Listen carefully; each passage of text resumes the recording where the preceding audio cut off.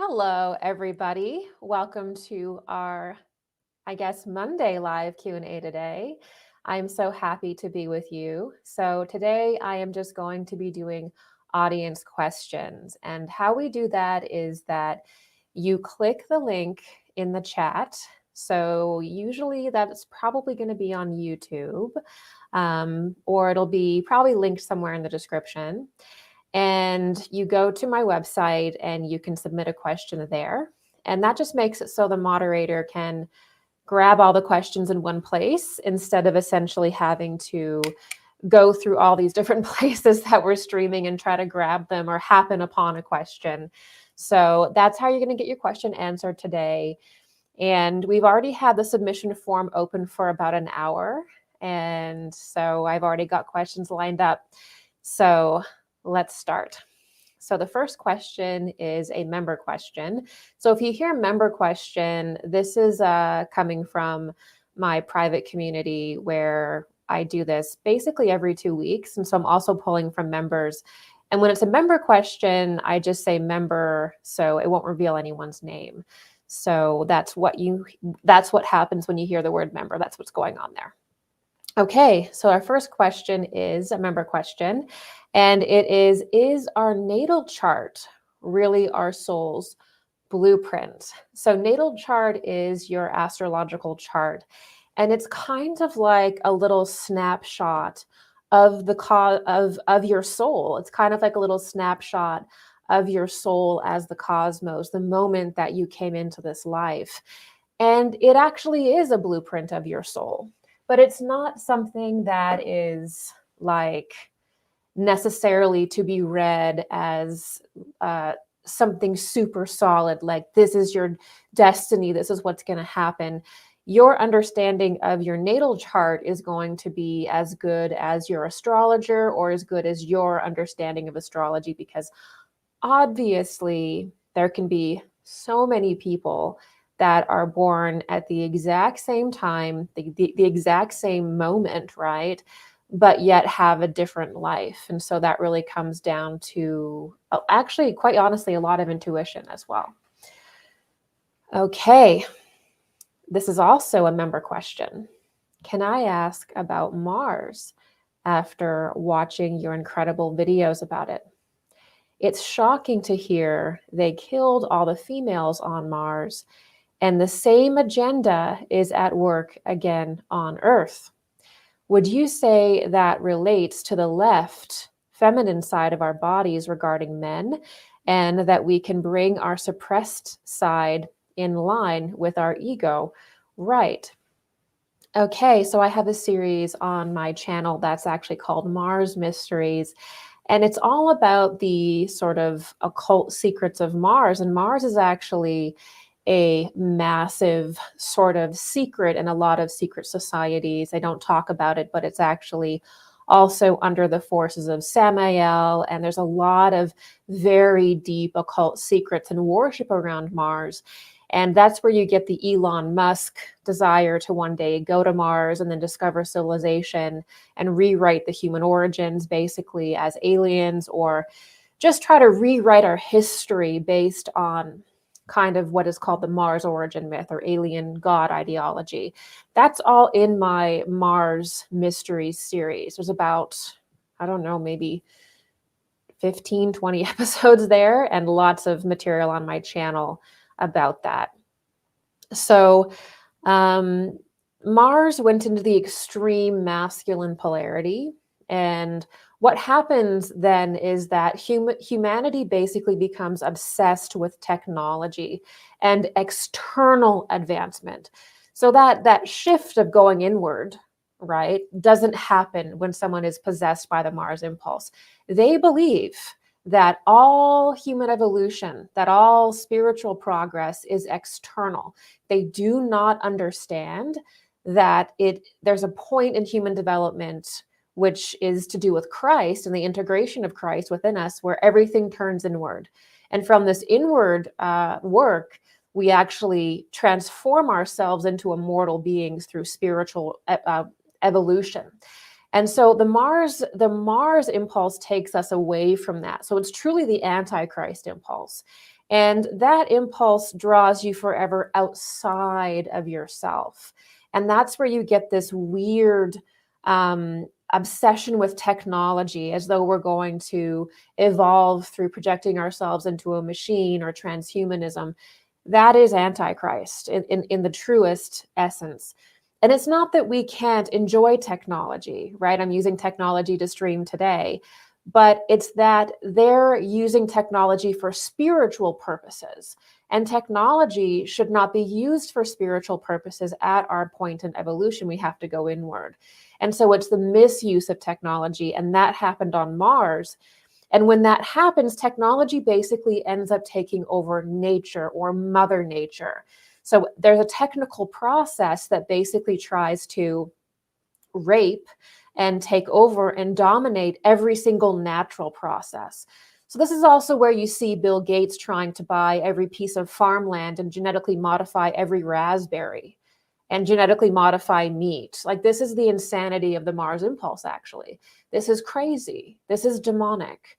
Because what you're getting people playing God that are basically trying to recreate, everything that God has made from their own limited human, quite frankly, mentally ill mind. And this is what you get with that impulse. So the Mars impulse, when it's imbalanced, obviously, always seeks to dominate and destroy nature. You can't dominate nature. You have to align with it and harmonize and be in balance with nature. That's what life is about. That's what success is, actually. So we see that in the Mars impulse, it's all about eventually controlling nature, controlling the feminine. And we even see this with like the gentleman that was creating all this cryptocurrency, who is pushing for, the fake wombs, right? He's pushing for the removal of women in the reproductive process and the harvesting of their eggs, the harvesting of the feminine's process, and just like, let's grow a bunch of babies in a factory. Like, this is the sickness of the Mars impulse. And the distortions go on and on and on, even to women, just so much of that is going on. And really what has to happen there is we have to just say no to that. And especially males that are not trapped within that degenerative impulse have to stand up and really create the correct space for the feminine to flourish. Because the feminine balances when the masculine especially creates good structures in society, good, loving, strong structures in society. Everything can come back to normal. So that's a little briefer on Mars. And the right side of the body is typically viewed as masculine. It's sort of where we can have, if we have issues with our father, assertiveness, any masculine qualities, that part of your body will kind of go out of whack usually. And then the left side of the body is typically the feminine side of the body, to do with receptivity and the feminine, your mother. And so that is typically how that's viewed.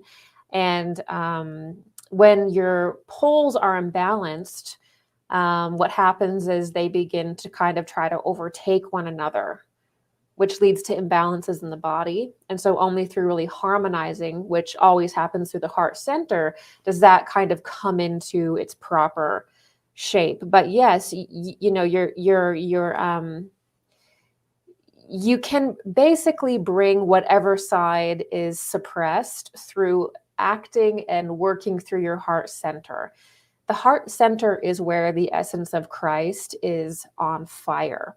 And so when we come into our heart center and we can activate that Christ essence in our heart center, the presence of the actual Christ being in our heart center, that's actually what creates transmutation. That's actually what creates harmony and what creates balance. And in Anthroposophy, Rudolf Steiner's talked about this in the etherization of the blood as actually the transformation of our energy bodies through that process as well. So that's how you can bring some balance into it. But really also, it's so good to just, you know, recognize that it's good to recognize that you may be imbalanced as well.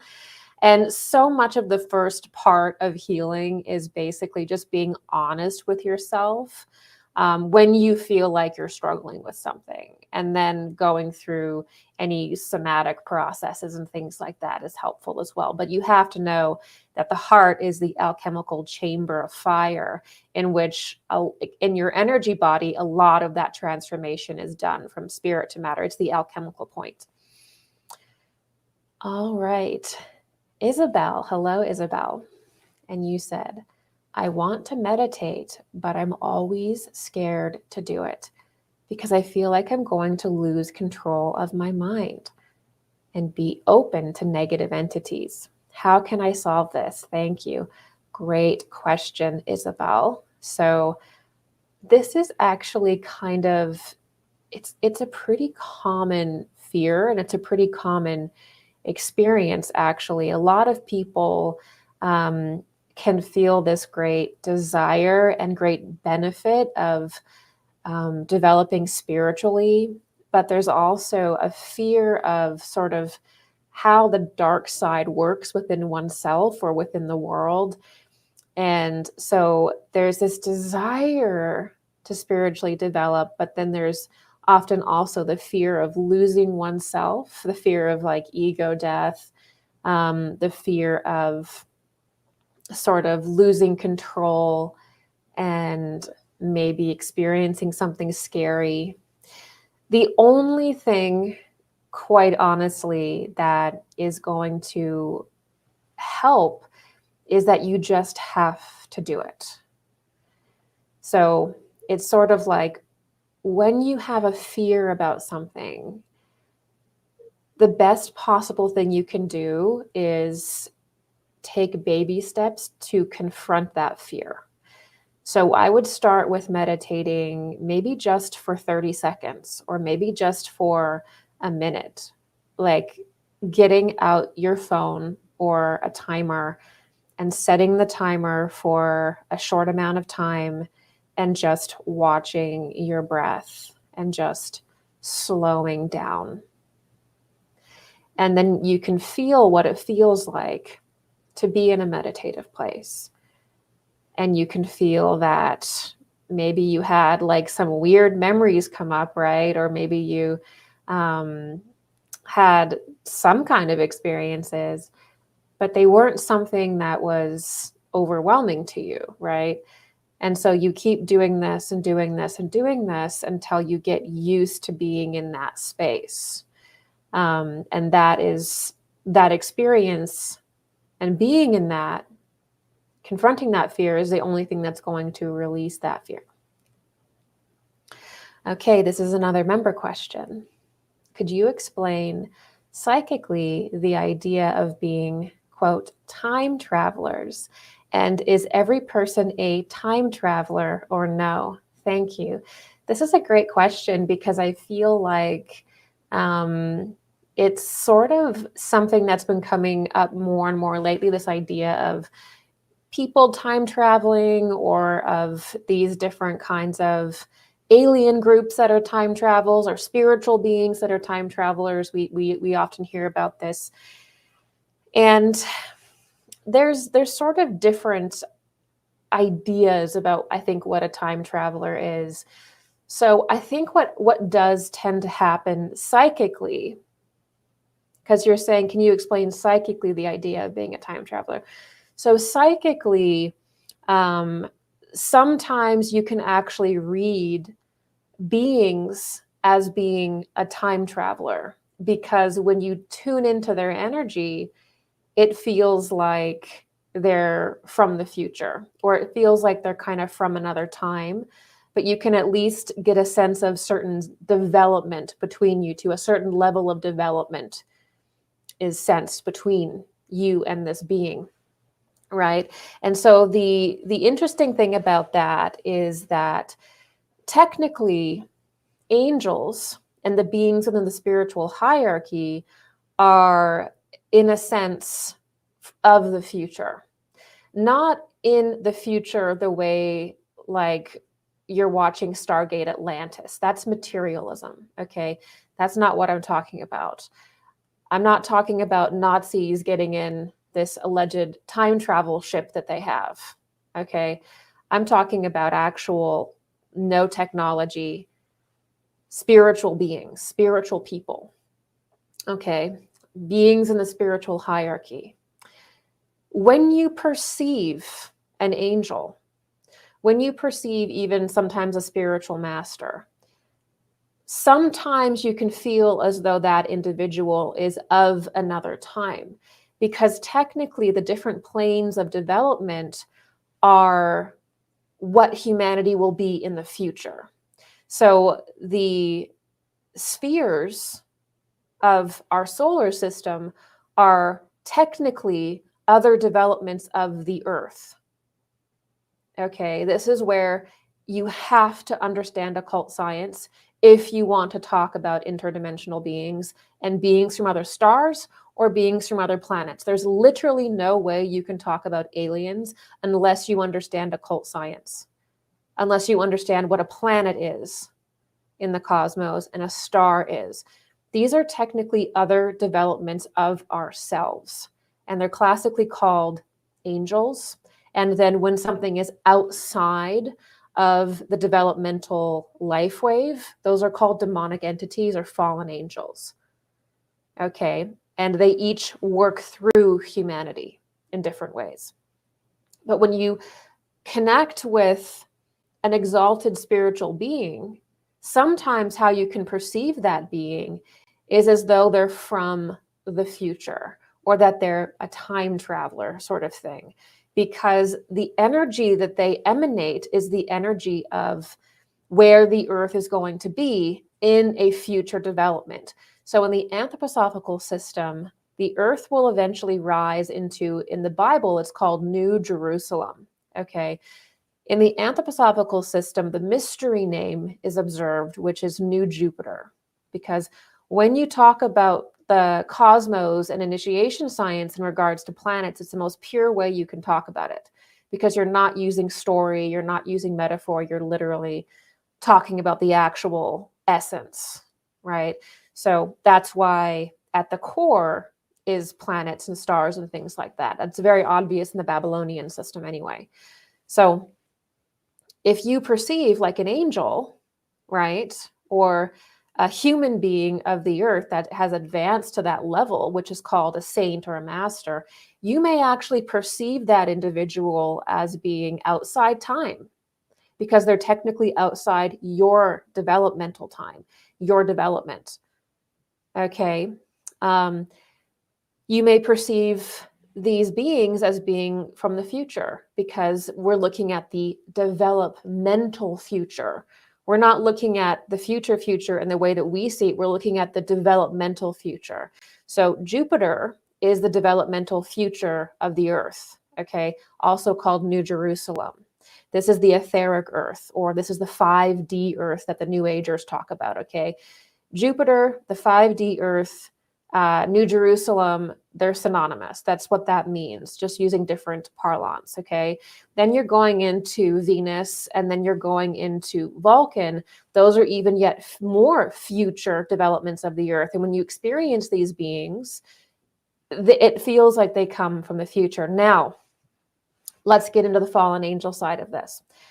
You also have people like you and I, people who are possessed by fallen angels and are possessed by demons that create a wonky, degenerate version of that. And they do that using technology. And they say, oh, I've created this, spaceship. And it time travel, it goes anywhere in time, right? I've created this technology that is basically makes it so you never have to learn to do any of this through actual development. And these are pretty much lies. They're lies to give a sense of military superiority. And they were told by these different secret societies that do have a certain kind of technology, but it's not nearly what they say it is. But they do that to puff their chest and to create this idea of military superiority, right? That's a way of dominating people, right? So this is a lot of the stuff with technology, is that it's a way of dominating and creating world dominance by saying we have this. And they have something, but it's not nearly the degree that they say it is. It's very limited compared to what they like to portray it as. Okay, so there's all these little mythos, these myths about these time-traveling Nazis, time-traveling people that are going in a spaceship, and these are alien gods. All this stuff is sort of like the, it's like a fallen version of a higher reality. And that's going to become why I'm taking the time to go into this, is because it's actually going to become a very big deal in the future. We're going to have to be able to look at these different narratives, the Mars origin myth, this idea of technology being godlike and go to any dimension, go to any time whenever they want. We're going to have to look at that and say, and reject that. Okay, I mean, you can do what you want, but we're going to have to be able to delineate between what is real spiritual evolution, which means building your immortal body, or in Christian esoterica, the resurrection body. How do we do that? That should be our focus. How do we become eternal beings? Who cares about creating some contraption you can maybe do some kind of weird operations with on rare astrological alignments that even then it's not very good, right? So we have to be able to really come into reality about what we want, how we want to evolve, and what is meaningful. The most meaningful thing and the core of initiation science is developing your immortal body. There's literally nothing more important than that. That should be everyone's focus. That's why we come here on this earth, not to develop contraptions, not to do that. That's fine as a side thing, but we should all be focused on how to build our immortal body, our resurrection body, our Vajra body, our diamond body. That's the whole reason why we are here. So there's a lot of things that we can get into with the time travel thing, because I see it all the time. And there's so much mixed up, weird information with it. And maybe we can get into that at a deeper date and really flesh that out if you guys are interested. All right, member question. You said there will be a strong push to extinguish Christ in the next 5 to 10 years with an alien god religion, etc. I don't feel the majority of people are spiritually ready for this.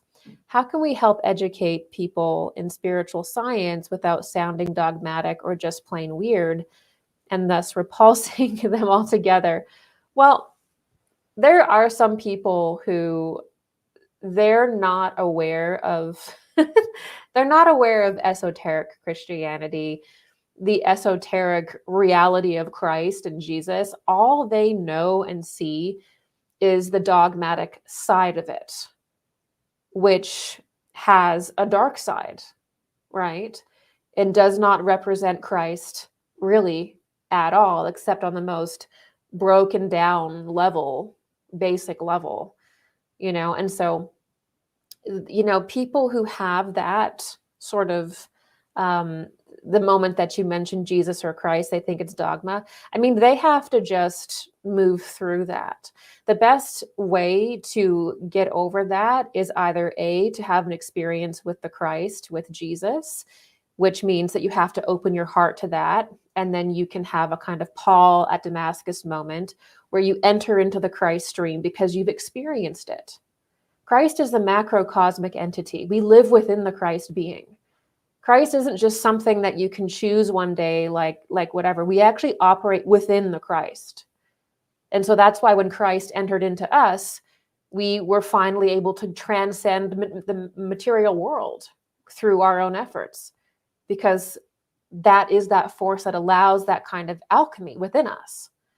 So eventually, people will have to understand the actual construction of their own energy body, the construction of the cosmos objectively.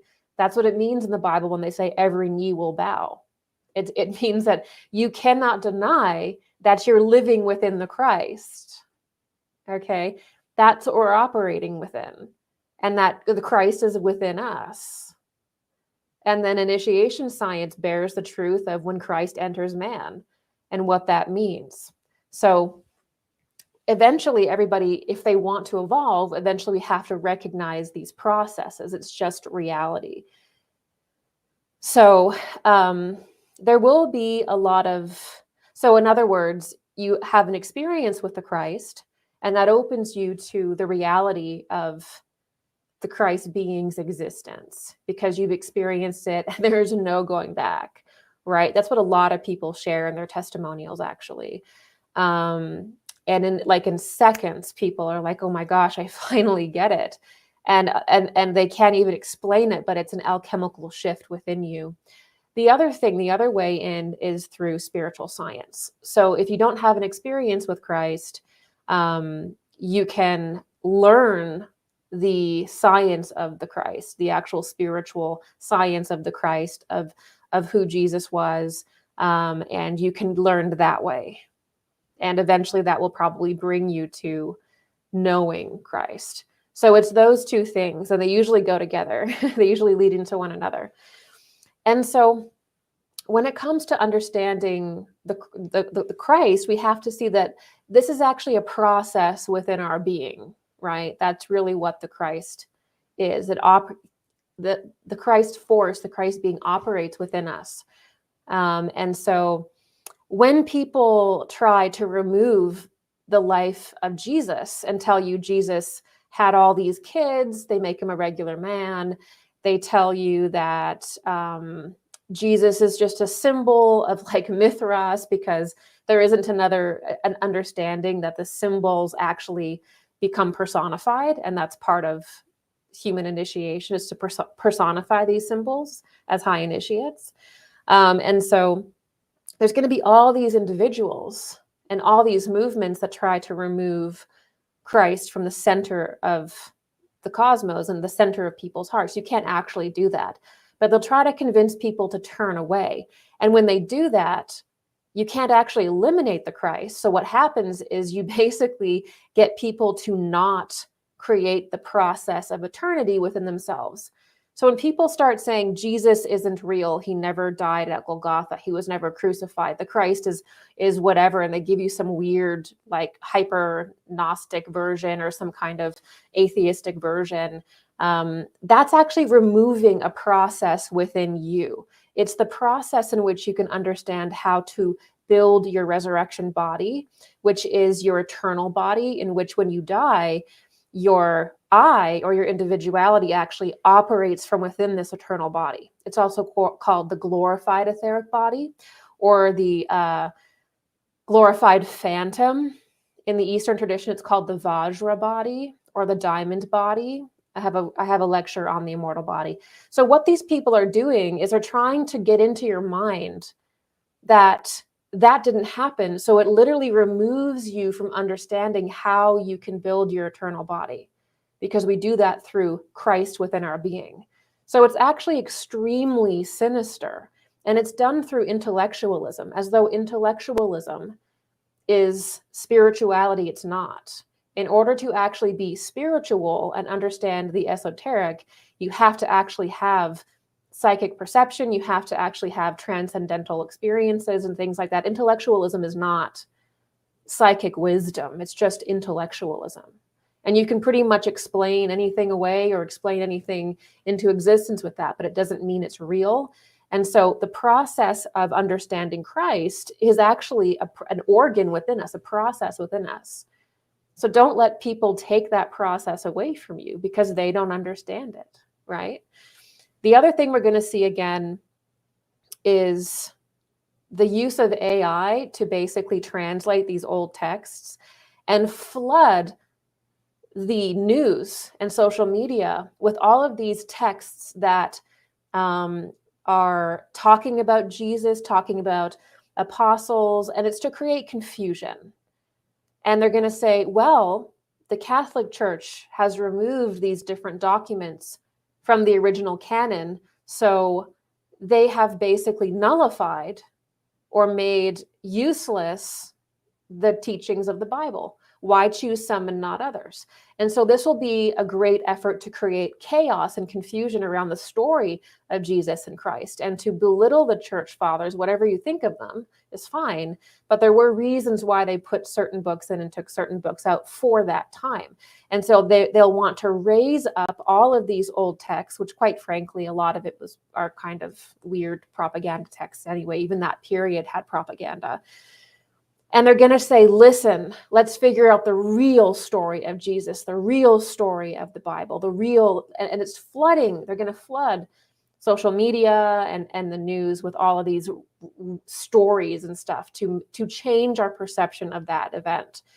So you're going to have to be ready for that, because it is an operation. And we have to pay attention to who was holding on to all of these scripts and stuff like that, okay? So there's going to be a lot of different things that are designed to remove Jesus and remove Christ from their rightful position. And again, this is not just a man. This is not just an event, okay? This is a process that is now within you. And the only way that we can truly become conscious of the process of transformation and establishing eternal life within our soul is to understand what happened at the crucifixion, to understand Jesus, to understand Christ. We can't understand the sort of organs of transformation and the forces that we have within us unless we know where they came from, unless we know how we got them. And every organ that we have, every spiritual organ of perception we have, every organ we have was basically given to us by angels, by higher beings. Every process we have is a holy gift. And so we have to acknowledge that. We can't just stay at this infantile level where we think we're the center of the universe. We are part of a spiritual hierarchy of beings, and they have sacrificed themselves many times over so that we can have a form and that we can have certain capacities. Okay, if we don't acknowledge where these capacities come from, like the ability to create eternal life and everything that the Christ gave to us, we're not going to be able to utilize those capacities, not to their full conscious extent, which is what we need to do to truly evolve, okay?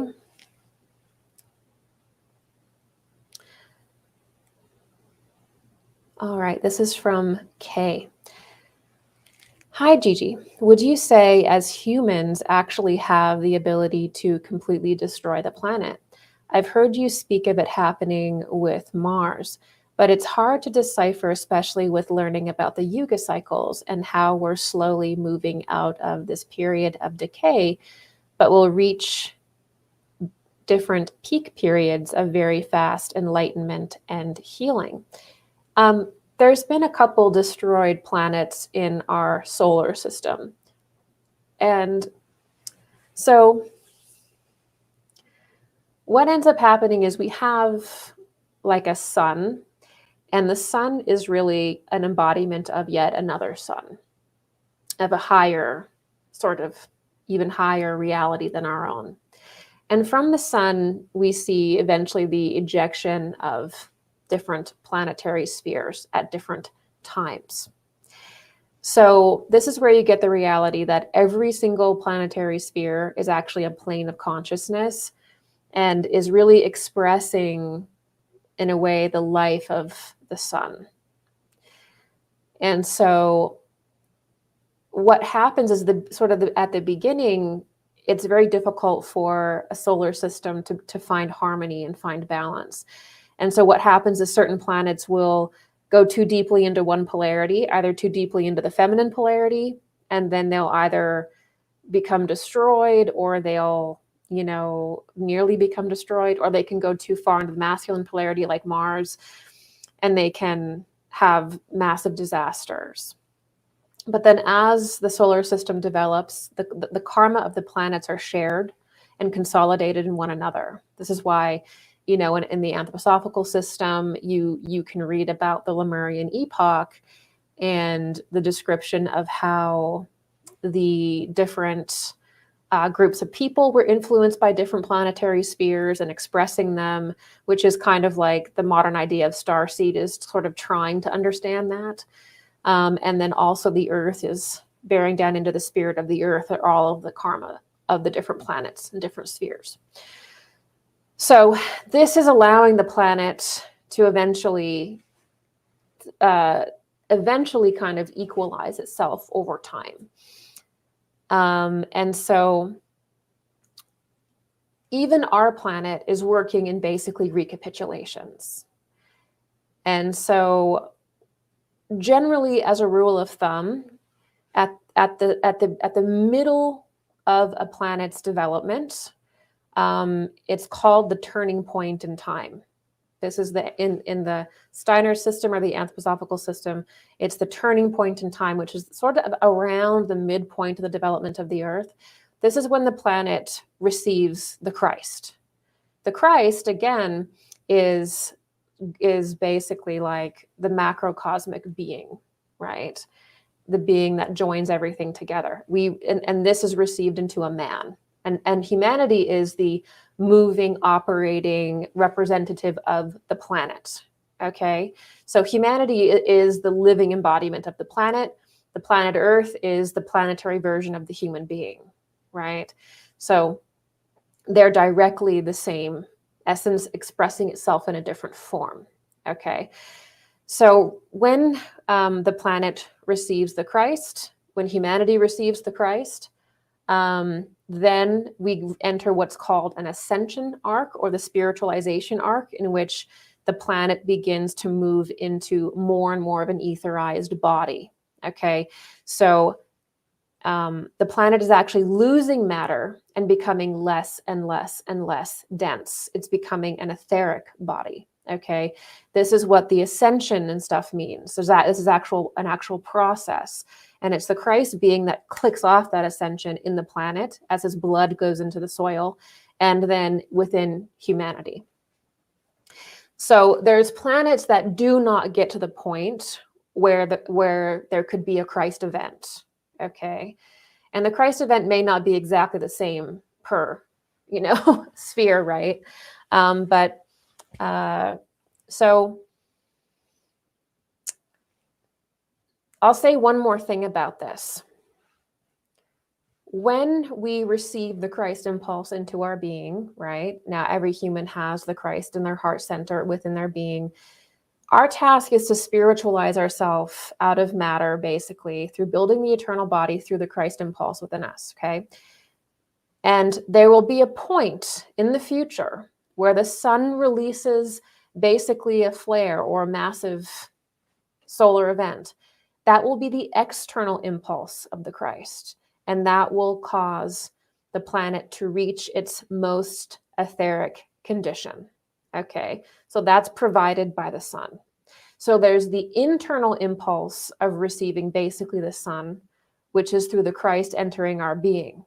That is made full when there is a solar event. So there's an internal reception and an external reception. All right.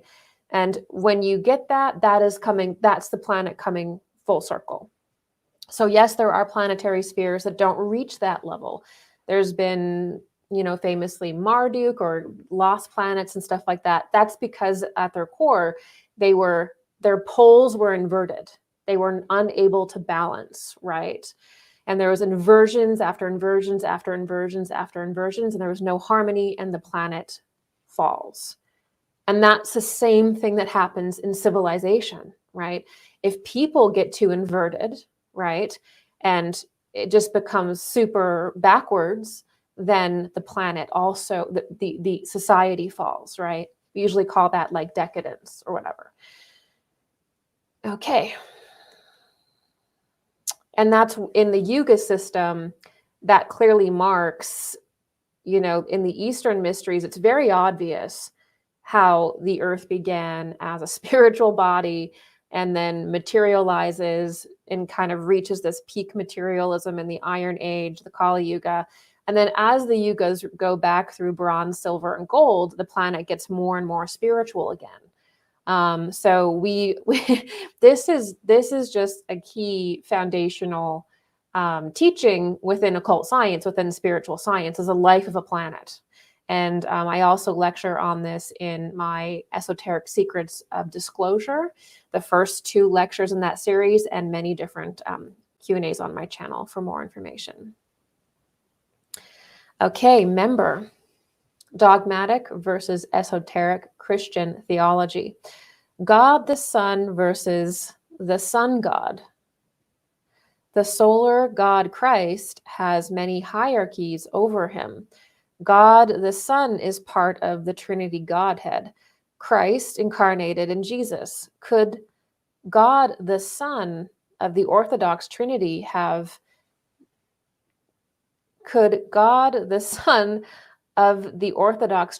not have incarnated or ensouled in Christ? I'm not sure I'm grasping this one.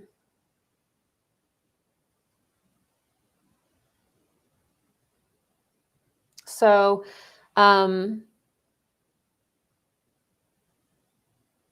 could God the Son of the Orthodox Trinity not have incarnated or ensouled? Well, in order for Christianity to exist, either as a dogmatic or esoteric faith, you have to have the incarnation of God in the flesh. That is the foundation of the human being. How different dogmatic systems have delineated that and explained that is particular to that order, to that religion. And sometimes I think pastors do very well with that. Sometimes I think obviously there has been too much removed, and that can create the death of the, ironically, if too much of the esoteric Christianity, the esoteric Christian science, not Christian science, but the actual science of spirit in the Christ stream is removed, then the Christ impulse dies on the planet. So we do have to do a lot of work, especially in the next several hundred years, in order to get our understanding of Christ into a position where it resembles how it was originally supposed to be, not with everything removed and cut back. And like I said, it is the fact that the holy books have been so changed over time that will be a big blow for the different dogmatic faiths. Again, it doesn't mean that the church fathers made, I'm not going to get into a theological debate, but I'm just going to say that we do have to raise the Christian stream to be more in line with its original impulse. Okay. Awin Neptune. I have a memory of encountering a demon as a child, and it traumatized me enough that I spent many years lost and afraid as a result. Looking back, I am now starting to wonder if it appeared to me just to derail my spiritual progress. Why would demons choose to target people that way? Are children especially vulnerable? Oh, I'm so sorry, Awen Neptune. So, yes, sometimes these different spiritual experiences can be, or I guess not even spiritual, but these kind of darker experiences can be very formative and have a very big effect on your life. So generally, if a demonic entity is appearing to you, demonic entities really are more like, for the most part, they're predators. They want to attach to people. They want to feed on them. They're parasites. And so they'll attach to anyone at any age, at any whatever. They're parasitic entities. That's what characterizes a demonic entity, is that they're parasites. So generally, you have to have something within your being that makes you visible to these things. This can deal with something that you experienced in your life. It can also deal sometimes with past life things. But usually when something appears to us in the spiritual plane, it's because there's a lesson involved. There's a point of injury, right? And when we understand why this sort of entity can perceive us, then we heal that wound. So the higher point of seeing these kinds of things is that they're revealing to us where we need to be healed, right? And so that's kind of how we have to look at it. Where are these things able to actually attach, and why? That's how we have to perceive that. I would say that it's not uncommon for children to perceive these kinds of entities. A lot of the time, they don't necessarily know what they are, but you can interact with a lower astral plane really at any age. A lot of children will perceive this as like nightmares or things like that.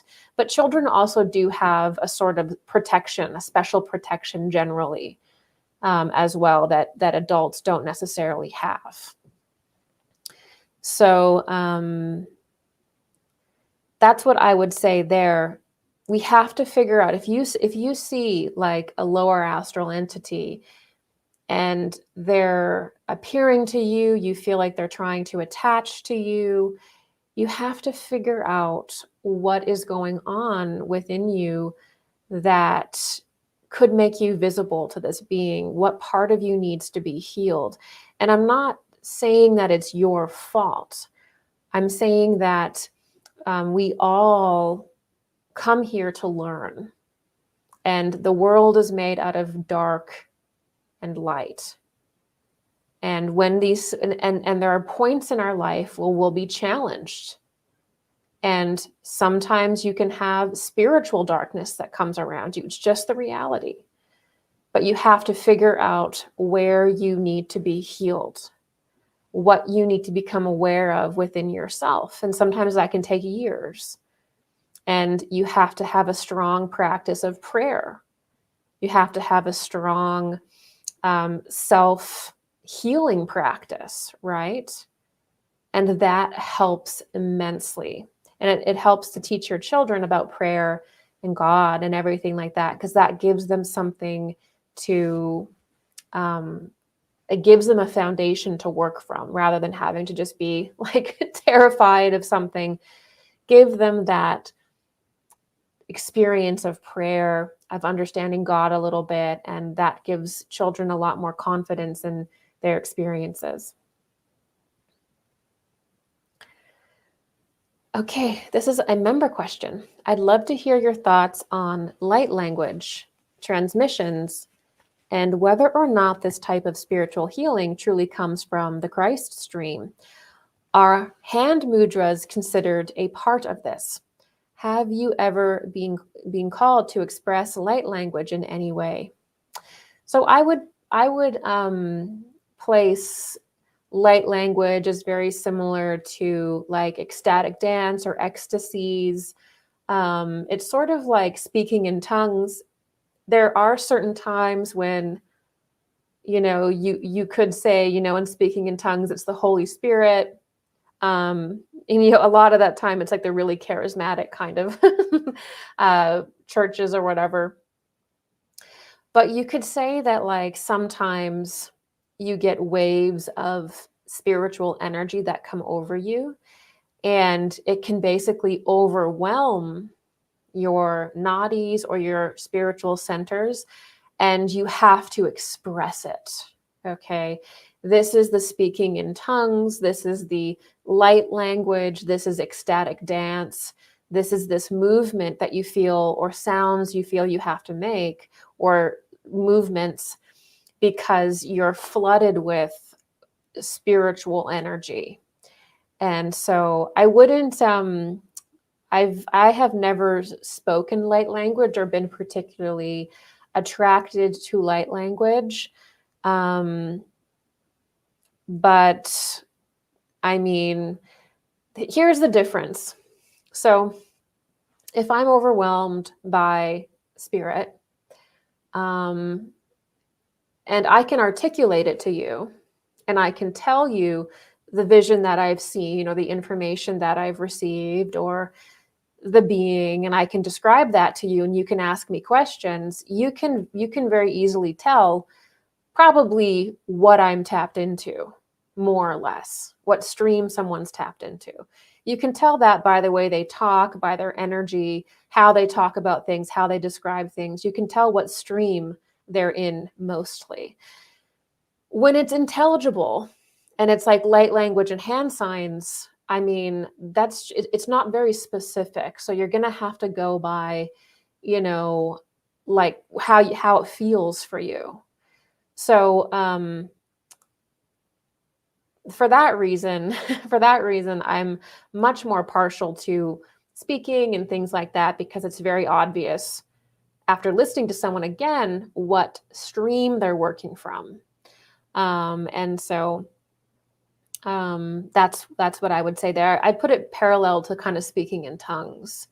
I definitely don't think that someone can do some hand signals and like speak light language, and if you like watch the TikTok video of someone doing light language, that you're going to get like become a millionaire or something. I've seen some very strange things with the light language hand sign stuff, where people are saying like, listen to these sounds and I'm going to remove a negative entity from your being, or listen to this light language and I'm going to like, you're going to sleep better tonight. I think there is a problem in the spiritual community with these kinds of promises, and the hyper materiality, or kind of placing a lot of spiritual concepts where they don't belong. So I can say that. Carson, do you believe the God of the Old Testament is Christ, or was it the Demiurge Yaldabaoth? So I think that the Gnostic concept of the Demiurge was a little different when like the true Gnostics walked the earth. And I think that the idea of like the archons and the Demiurge has changed over time. And I think it's become, for a lot of the material that I see, they've become just purely negative beings, right? So essentially, in order to answer this question, we have to basically observe human consciousness over time. So human consciousness changes epoch to epoch to epoch to epoch. There are 7 epochs within one planetary period, And then there are 7 basically great civilizations within the lesser epoch, basically. And so every single epoch is characterized differently, and humanity develops different perceptions. Okay. And, you know, it can even be seen, this idea of humanity developing different perceptions, even 100-year periods at this point in time can be massively different levels of perception can exist. And so it's very difficult to go back to like the Old Testament, or especially even like Babylonian texts, right? Or especially Sumerian texts, and look back at these documents and be like, you know, with our consciousness and say, oh yes, we understand that. Because in order to understand a text, you actually have to understand where human consciousness was exactly when that text was written. And you have to be able to do an equation as to where we are now. Where we are now is objective consciousness, and being able to see things objectively as a science, and to see all those pieces, basically. Whereas the earlier you go back, we were in a more subjective consciousness. And so this is why you see a lot of earlier spiritual texts containing strange information. You see it especially like in Eastern texts. There's a lot of storytelling and metaphor. That's how we operated, right? Even going back to the Babylonian period, you see a lot of metaphor, a lot of story. And it's not necessarily talking about direct events, although sometimes it is. But we have to understand that our consciousness is not the same. We can't take our consciousness as being as it is today. Okay. So when we hear of sort of the God of the Old Testament, or even earlier gods and things like that, we were perceiving the Christ and the Father in the way that we could at that time, in a way that our consciousness would understand at that time. And that's not how it is today.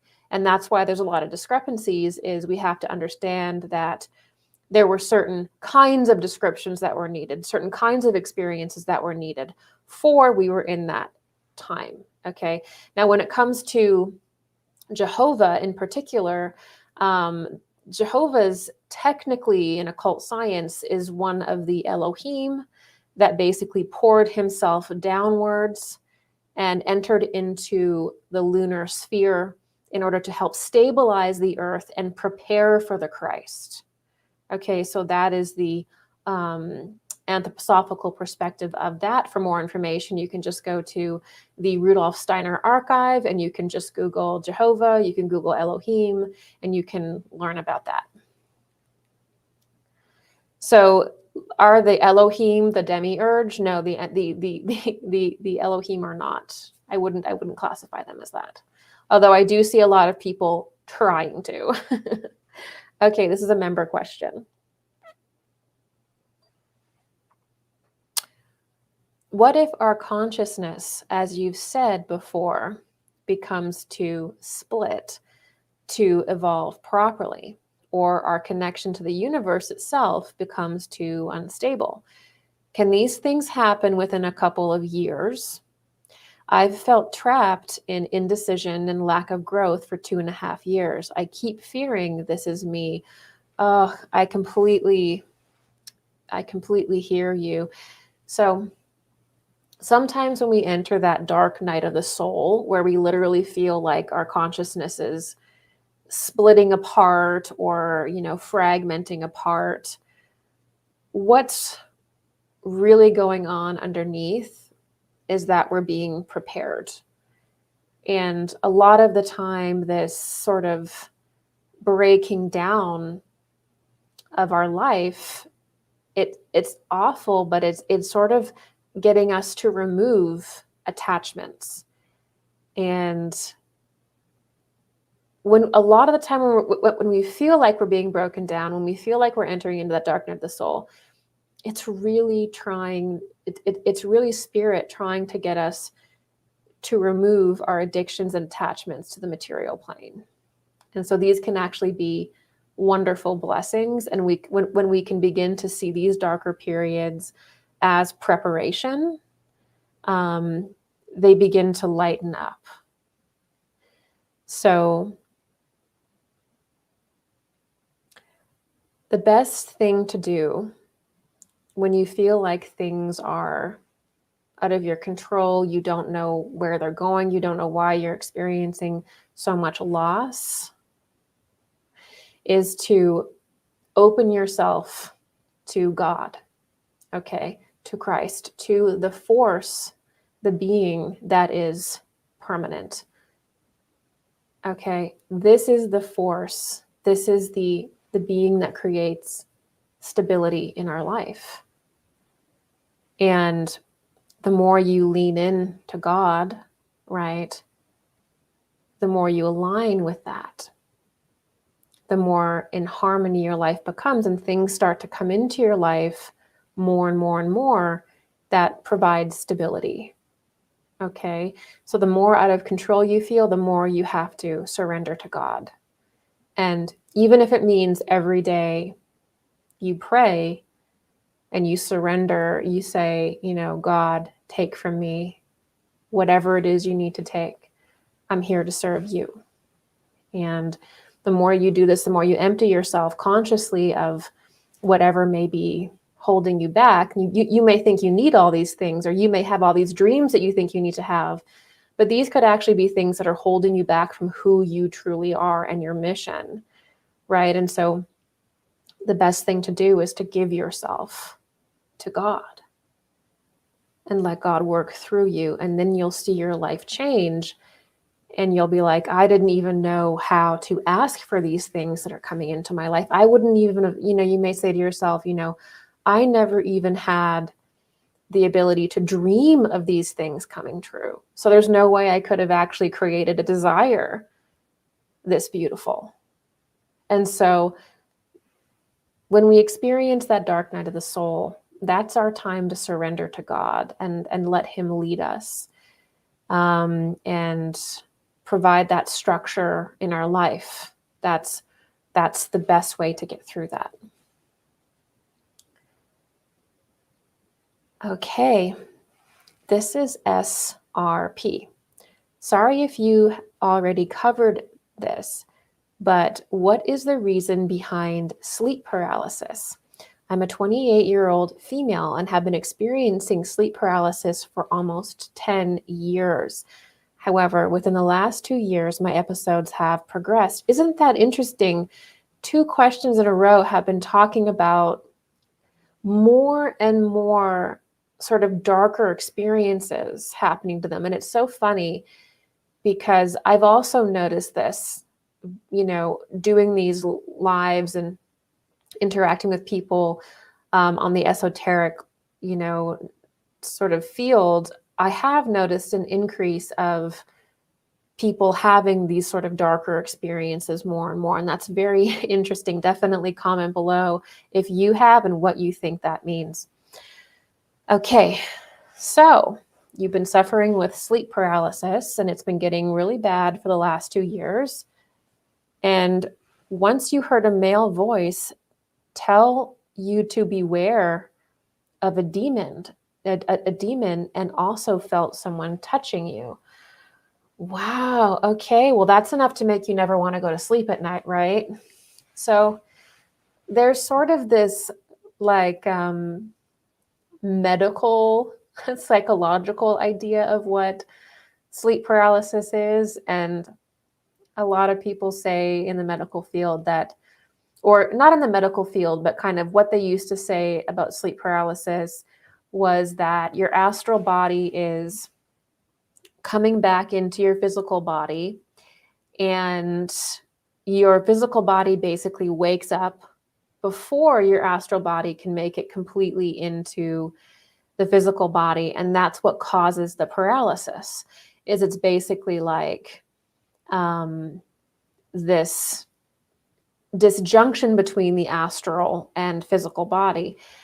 And then people start to say, well, that's interesting, but why do I see demons when that's happening? And why do I see like the old hag? Or why is the demonic man voice talking to me at this time? And so, the reason for that is that when we go to sleep and when we're right before we're about to wake up, our astral body actually passes through what's called the lower astral plane, or in proper cosmology, the moon realm, right?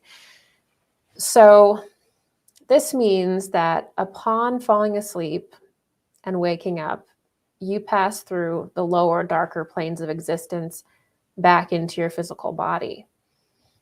And so if during this process of re-entering your body and leaving your body, if there's any stress and anxiety in your system, if you're, too dissociated throughout the day, dissociation is actually a very big reason why we have difficulty in the lower astral world today, why we have difficulty navigating the moon plane, is that we're not actually exercising our minds properly. We're just zoning out in front of screens and disassociating. And then that leads to a kind of powerlessness in the lower astral plane, because how we move around the lower astral plane is through our mind.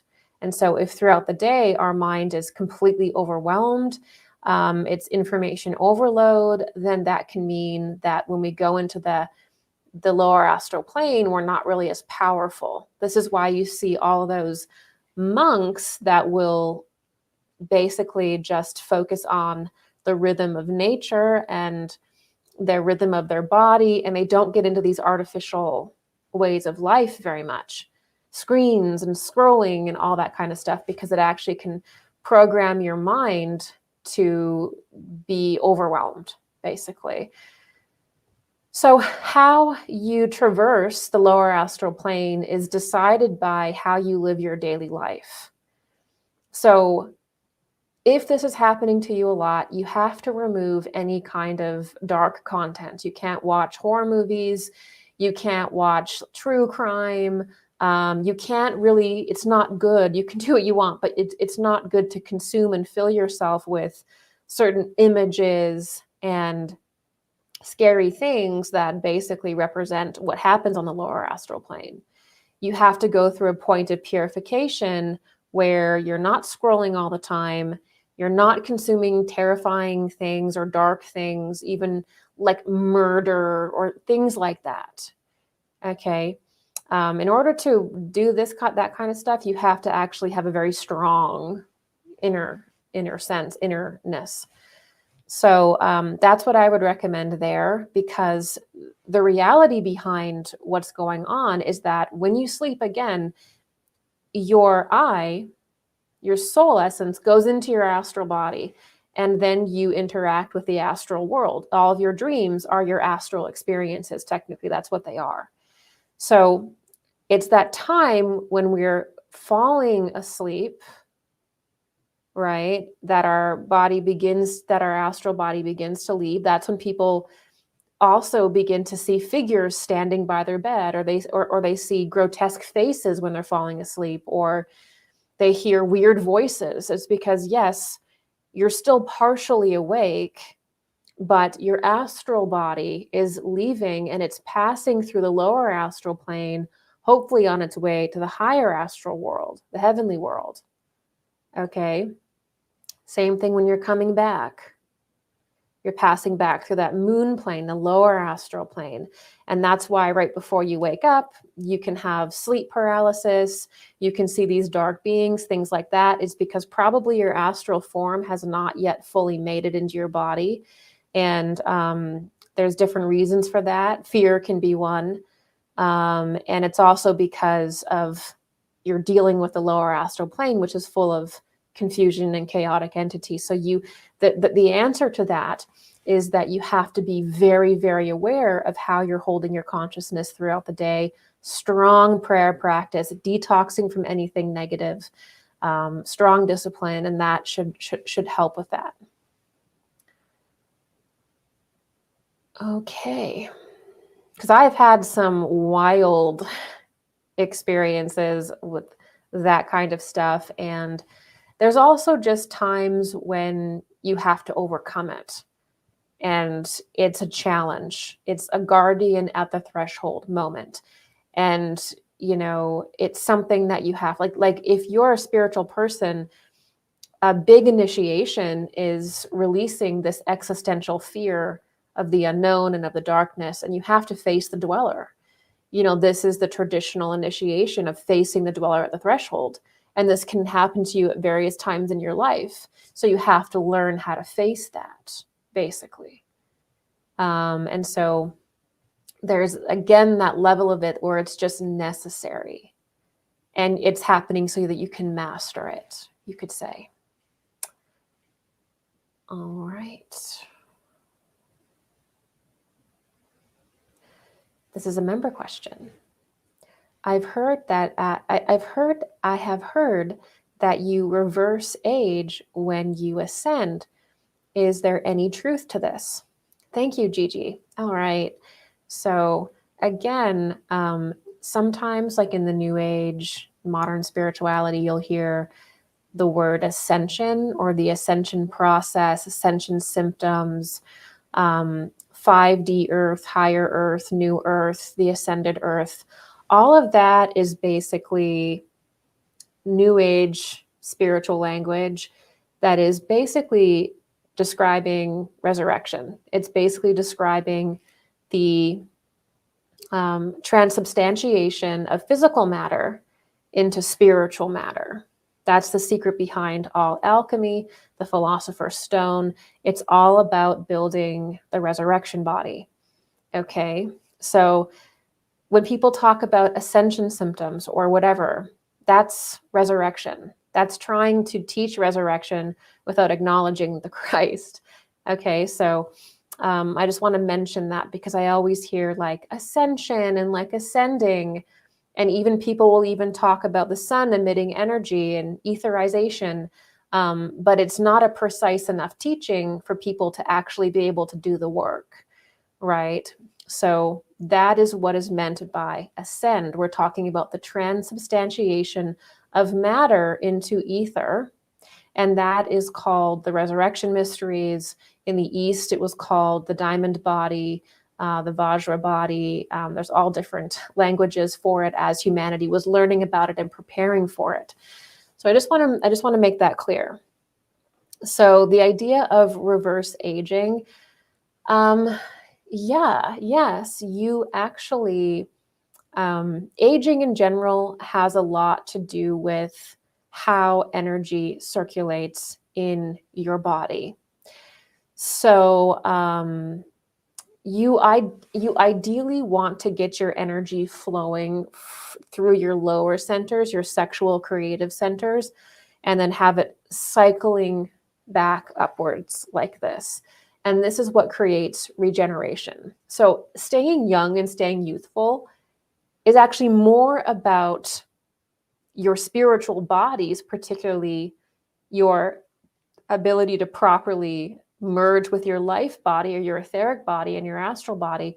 It's more to do with that than it is any creams you're going to put on your face or any treatments you're going to receive, any computer chips you're going to put in your brain to live forever. All that stuff is external.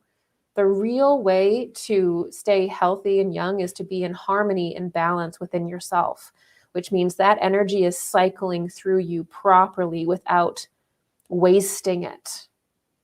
And there's many different ways you can waste your life force energy. A lot of it stems obviously from being imbalanced, from not facing your trauma, from doing different activities that waste it, basically. Because if you're living improperly, especially immorally, then there ain't a type of cream that you're going to put on your face or your body that's going to prevent that from eventually showing up in your this life or another one. So there's a deep truth to the renewal of our body that has to do with the cycling of our endocrine system and our spiritual fluids, our creative fluids, and that's really regeneration. But it's within reason, right? Because there's all kinds of different forces that we're working with. And during the Iron Age, during the darker period, there's a lot of things bearing down on us compared to earlier, lighter periods of humanity when there wasn't as much darkness constantly bearing down on us, which is very exhausting. So,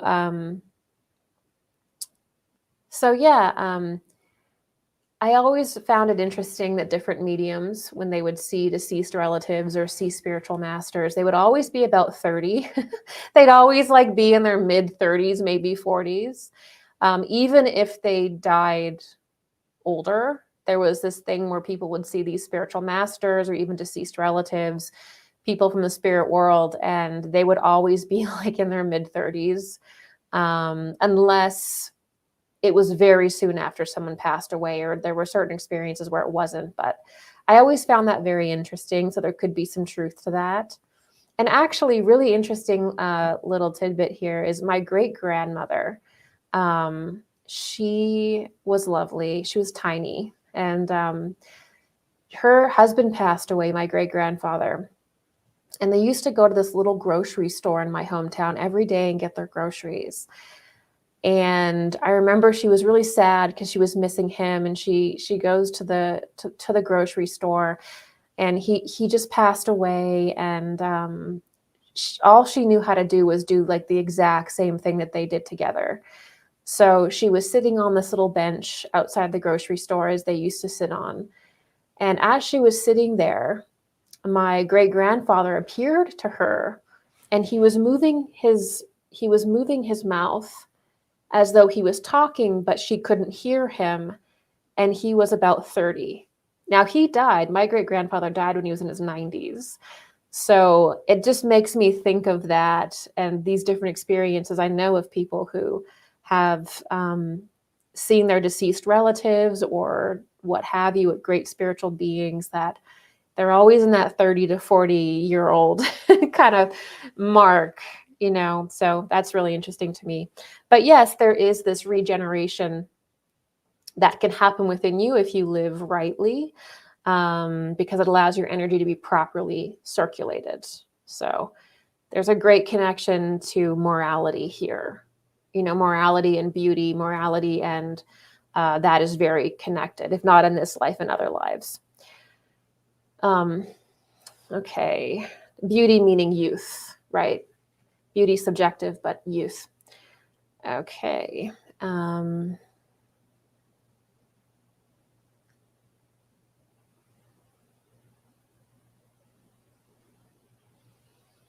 there's also really interesting stories of, like in Atlantis and stuff, I think Rata goes away. I think like in the Casey account, I think like Rata goes away into a cave and enters some kind of regeneration process in a temple or whatever it is. And he comes back and he's like 10 years younger. So yeah, there's a lot of really interesting stuff to do with age regeneration, but it's not a machine. It's like a level of initiation that you can achieve. Okay. And there are a lot of crazy things going on just now in the world. I can't understand why people just seem to accept the latest shocking news instead of calling it out. Are we under some kind of unconscious suppression? This is a really good question.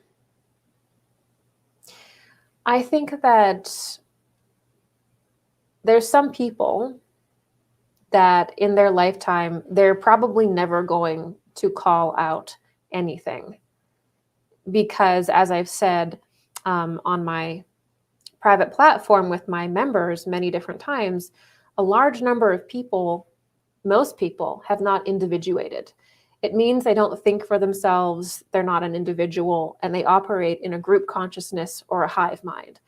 This means that they don't have critical thought, and they will not operate outside of the group. To operate outside of the group, it feels like death.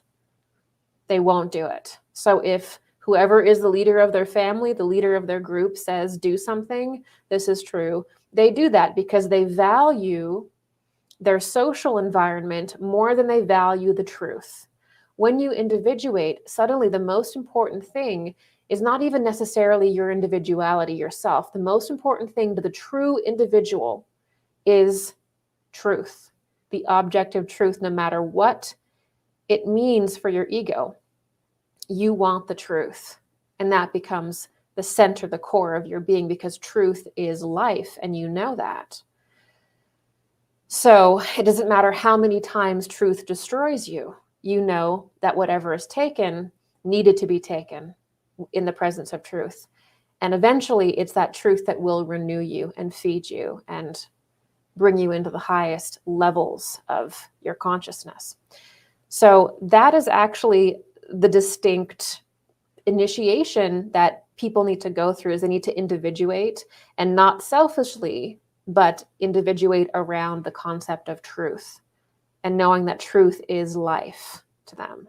So if we have a huge portion of people that are not individuated, then they're going to just do whatever, you know, the medical establishment says. They're going to do whatever they're going to believe whatever the mainstream news says. And they're going to do that until it's too painful to do that.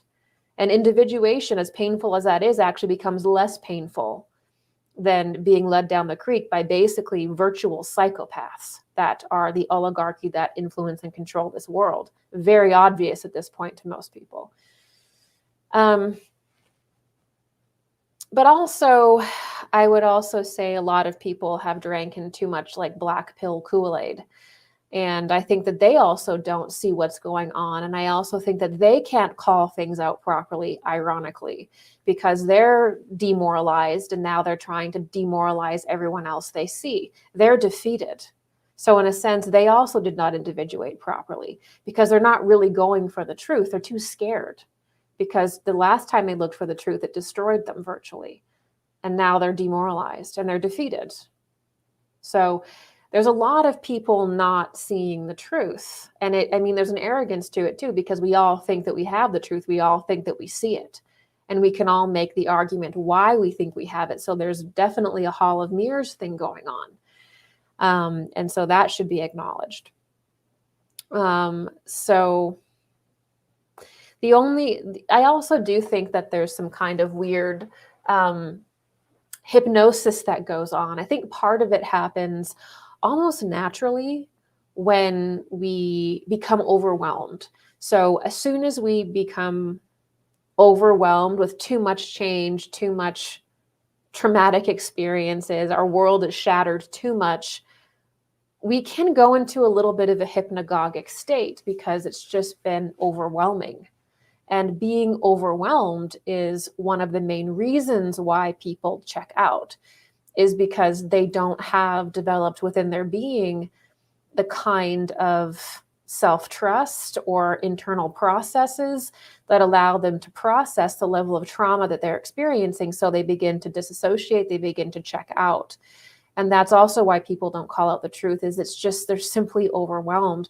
And that's why it's so important that if you can see something, that your voice is so important, that your efforts are so important, because not everybody can see that. And there's definitely probably been times in your life where people fought for you on your behalf when you were hurting, when you were in pain. I definitely know that's the case in my life. We all need people to fight for us and fight for the good of the world and the good in humanity when we ourselves maybe cannot, right? That's very important. So the people who can see the truth, it's very important that they keep going. And I do feel like there's a place for everyone, right? There's a place for people who are not awoken. There's a place for the demoralized. There's a place for the people who have hope and clarity. There's a place for all of us. And we're all kind of playing our role, to be honest. And I think that doing things that you enjoy is very important. Having a spiritual practice is very important, because the one lesson that's so important is no matter what is going on in the external world, no matter how crazy it is, how dark it is, how chaotic it is, you actually still have the ability to be creative. You still have the ability to create something. Don't ever let dark people in the world take your life from you by having you live in fear. Create, live your life, be aware, but be creative. There's still so much that you can do even in times of turmoil. Okay, this next question is from a member. What do you think is the biggest mystery they teach in mystery schools that the dark occult forces try and keep hidden from humanity? Wow. Well, I would say that generally how it works in like a mystery school is that they're not really like teaching you. It's not about knowledge, or it's not about like just gnosis knowledge. That's Lucifer when it's only purely about knowledge and there's no transcendental experience. There's no actual spiritual experience. There's no development of higher perception. There's no encounters with spiritual beings. Then that's just gnosis, that's just knowledge. Because when you enter into the realm of spirit, right, you have access to information, and you're in the stream. And so when you read something, you're not reading it to get the information, right? You already have an impression of it, you already know it, but it could be a little foggy, or you just kind of want to see where it is in the world at this point in time. So really the whole point of mystery schools is initiation. The whole point of initiation is actually to get out of dependency on knowledge, just pure knowledge to make you feel exalted or powerful, and get into the actual stream of Christ, get into the stream of life, and be able to operate in that akasha. So you're operating as a psychic person with the ability to perceive higher worlds, the ability to perceive knowledge, which is in occult science and in anthroposophy, that's at about the level of a Buddha. That's when you get at the level of intuition and then inspiration. At the level of intuition and then inspiration, that's objective knowledge within you, right? We have to go through the purification of our astral body or spirit self in the anthroposophical system to get objective knowledge, to get to the point where we can actually perceive as memory everything that's happened in the cosmos, everything that's happened in your life. That's the level of a Buddha.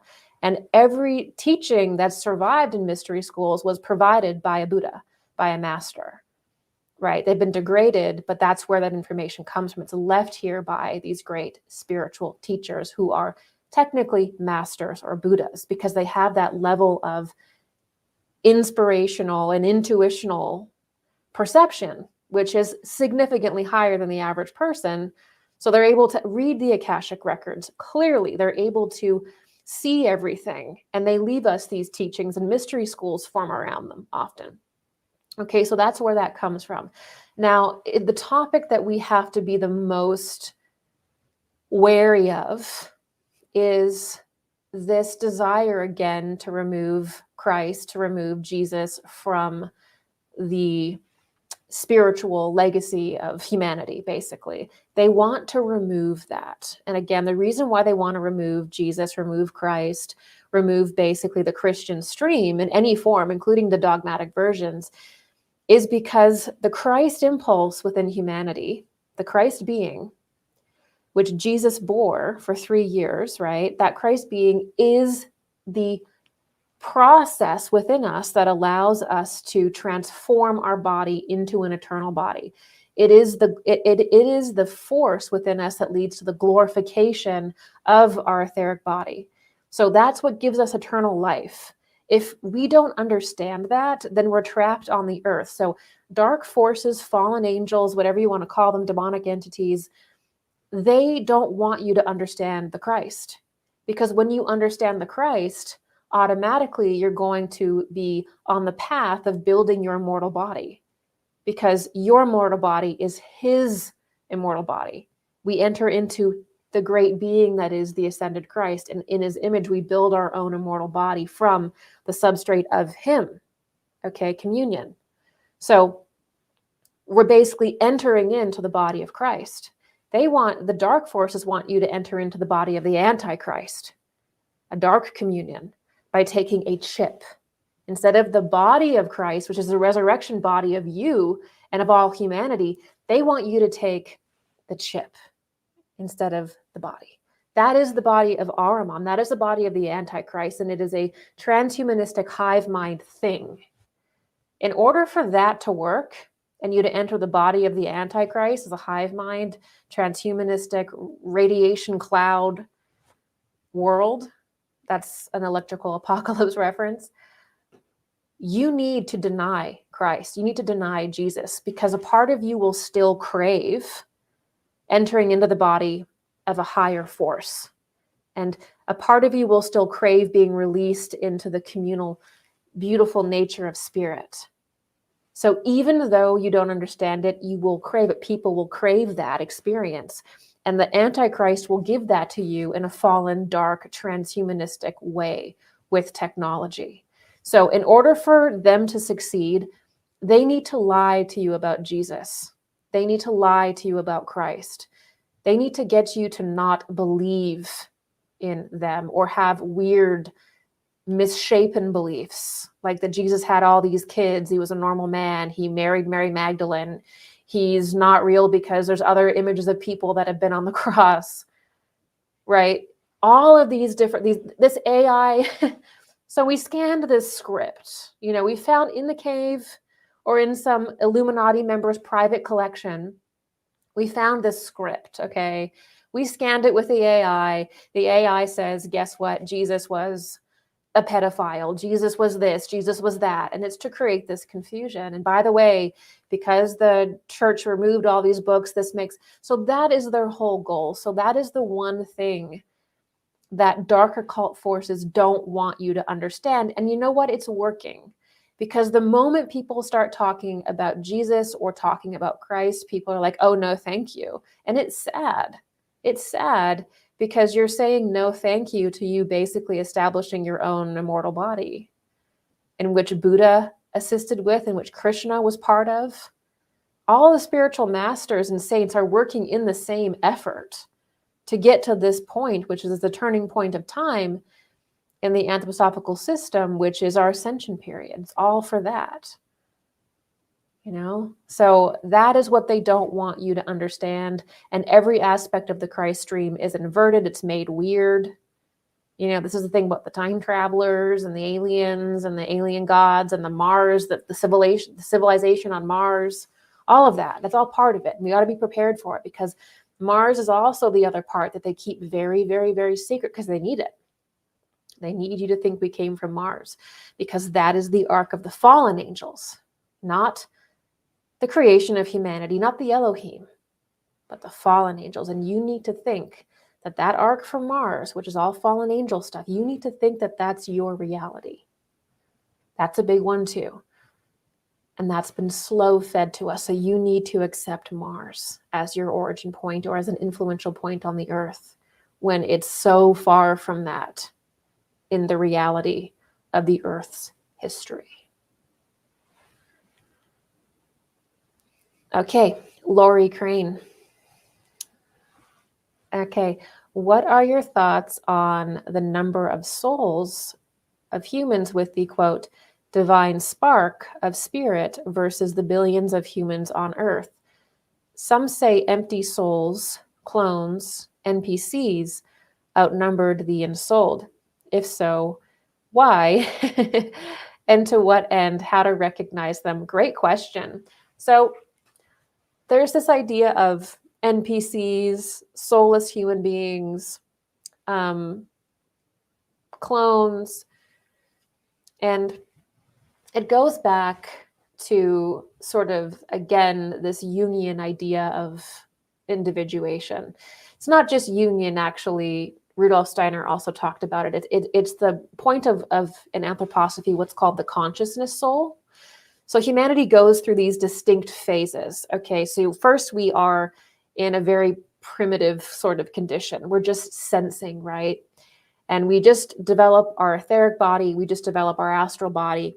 And then around, the Lemurian time, but even recapitulating in our period, we get to the sentient soul. The sentient soul is just basically feeling and just getting used to its environment. It doesn't see any patterns in the environment. It doesn't really understand it. It's just recognizing objects, right?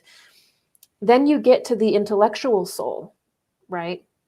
The intellectual soul is now forming ideas about the objects that it sees. It's starting to notice patterns, but only the most material patterns. This is like where a lot of people are. They're at the level of the intellectual soul. They're just intellectualizing all the time. And often in the case of esoterica, thinking that intellectualizing is esoteric, is spiritual. That's the intellectual soul. You see that with like the dogmatic scientists and things like that. Then you reach the level of consciousness soul. Consciousness soul is sort of the more exalted level of soul development for our period. Now, consciousness soul is kind of divided into two different phases. One is early, and then the later expression of it. So consciousness soul is when you're actually becoming, you actually begin to become self-conscious or self-aware. So in prior periods, there's no self-consciousness, there's no self-awareness. You're in a kind of hive mind, you're in a group soul. The consciousness soul is where we become individuated. Not only are we individuated, we receive our I, and we become self-conscious and self-aware. And we, with that self-consciousness and self-awareness, we begin to improve ourselves, basically consciously. We become conscious of all the processes within us, our place in the cosmos, all that kind of stuff. That's consciousness soul. Now, in the anthroposophical system, we move from consciousness soul to spirit self or manas. Then we move to life spirit or Buddha, and then to the Atman or spirit man. That's the level of spiritual initiation classically taught. So most of humanity is in the earlier conditions still, whether it be sentient soul or the intellectual soul or the first part of conscious awareness. So technically, when you look at different people, those are the different types of soul development you're looking at. It's not just as simple as like, this person has a soul, this person doesn't. Through the anthroposophical system, it's recognized that basically there are different developmental phases of the soul. And so if you're at the level of consciousness soul, you're becoming self-aware, you have your I, you're an individual, and you look back at someone who is at the level of sentient soul, just pure sentience or intellectual soul, you're probably going to realize looking back at them that there's something missing. You're probably going to be like, you know, they're not self-aware yet. They're not self-conscious yet, right? If you're at the higher level, even going into spirit self developing or higher manas developing in the Eastern system or the Theosophical system, it's called manas. Spirit self is manas in Theosophy and in the Eastern systems. So if you're going into that, you're actually at a point where you're becoming, you're spiritualizing, right? And you're going to look back and be like, there's definitely something missing because you yourself have developed it. So it's not so much that they don't have a soul, okay? It's that their soul has not yet individuated. They're not yet self-aware, or they're not yet self-aware to the point that spirit is entering them and they're becoming aware of truth and things like that. So every single person was once at a point. You were at a point, I was at a point, your neighbor was at a point, no matter where you are, where you are at the point of sentient soul, where you are at the point of the intellectual soul. So we all kind of have to go through that. And when we understand the true esoteric teaching of the soul developing, again, the soul, the individual begins by developing the etheric body, the astral body, sentient soul, just sensing, intellectual soul, basic materialistic mind conclusions, mechanical conclusions, then consciousness soul, then spirit self, then Buddha consciousness. So this is the level of Buddhaship, right? Then there's Atman, which is like the highest spiritual master, right? That is the level of soul initiation that we can observe. So just because someone has not yet become self-aware, they still have angels around them that are constantly trying to lead them, guide them, and it's best to be compassionate towards them. And instead of calling people like NPCs or empty or clones, we just observe people as not yet being conscious yet. They're not yet self-aware, but they do have the potential to become self-aware. So we have to behave compassionately towards these people so that spark of consciousness can come to pass, because again, we were all once there.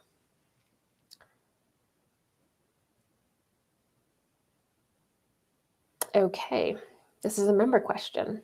I have heard as we approach Mary, we meet delusion and illusion. Would this count as a lot of modern day spirituality, which seems to be now selling the mystical marriage as something that can be bought? I'm finding myself in this delusion with the state of our mysteries, like a grief. Yeah. On one hand, when I saw, spirituality becoming more popular on YouTube and TikTok, on one side, I was like, I'm so happy, because I remember when you didn't dare tell people that like you were reading like a spiritual book. People used to hide their book covers if they were reading like even like a spiritual book or something. They would hide it. If they visited psychics or went to a spiritual retreat, they would feel you out to see if they could talk about it around you. That was what it was like, except for maybe in somewhere like Sedona or openly spiritual places. So part of me was really excited to see these different spiritual concepts. But then what happened is that people who just wanted to be famous, people who just wanted to make money, people who just want to be influencers, realize that spirituality is actually a pretty good commodity. And because consciousness is not people are not very aware of spiritual truth yet in society. I mean, clearly we're struggling. Look at the world. That you can actually make a lot of money off of people and give them very little, if not anything, right? So we're actually kind of at a very chaotic and in a sense, a low point in regards to valuable information, right?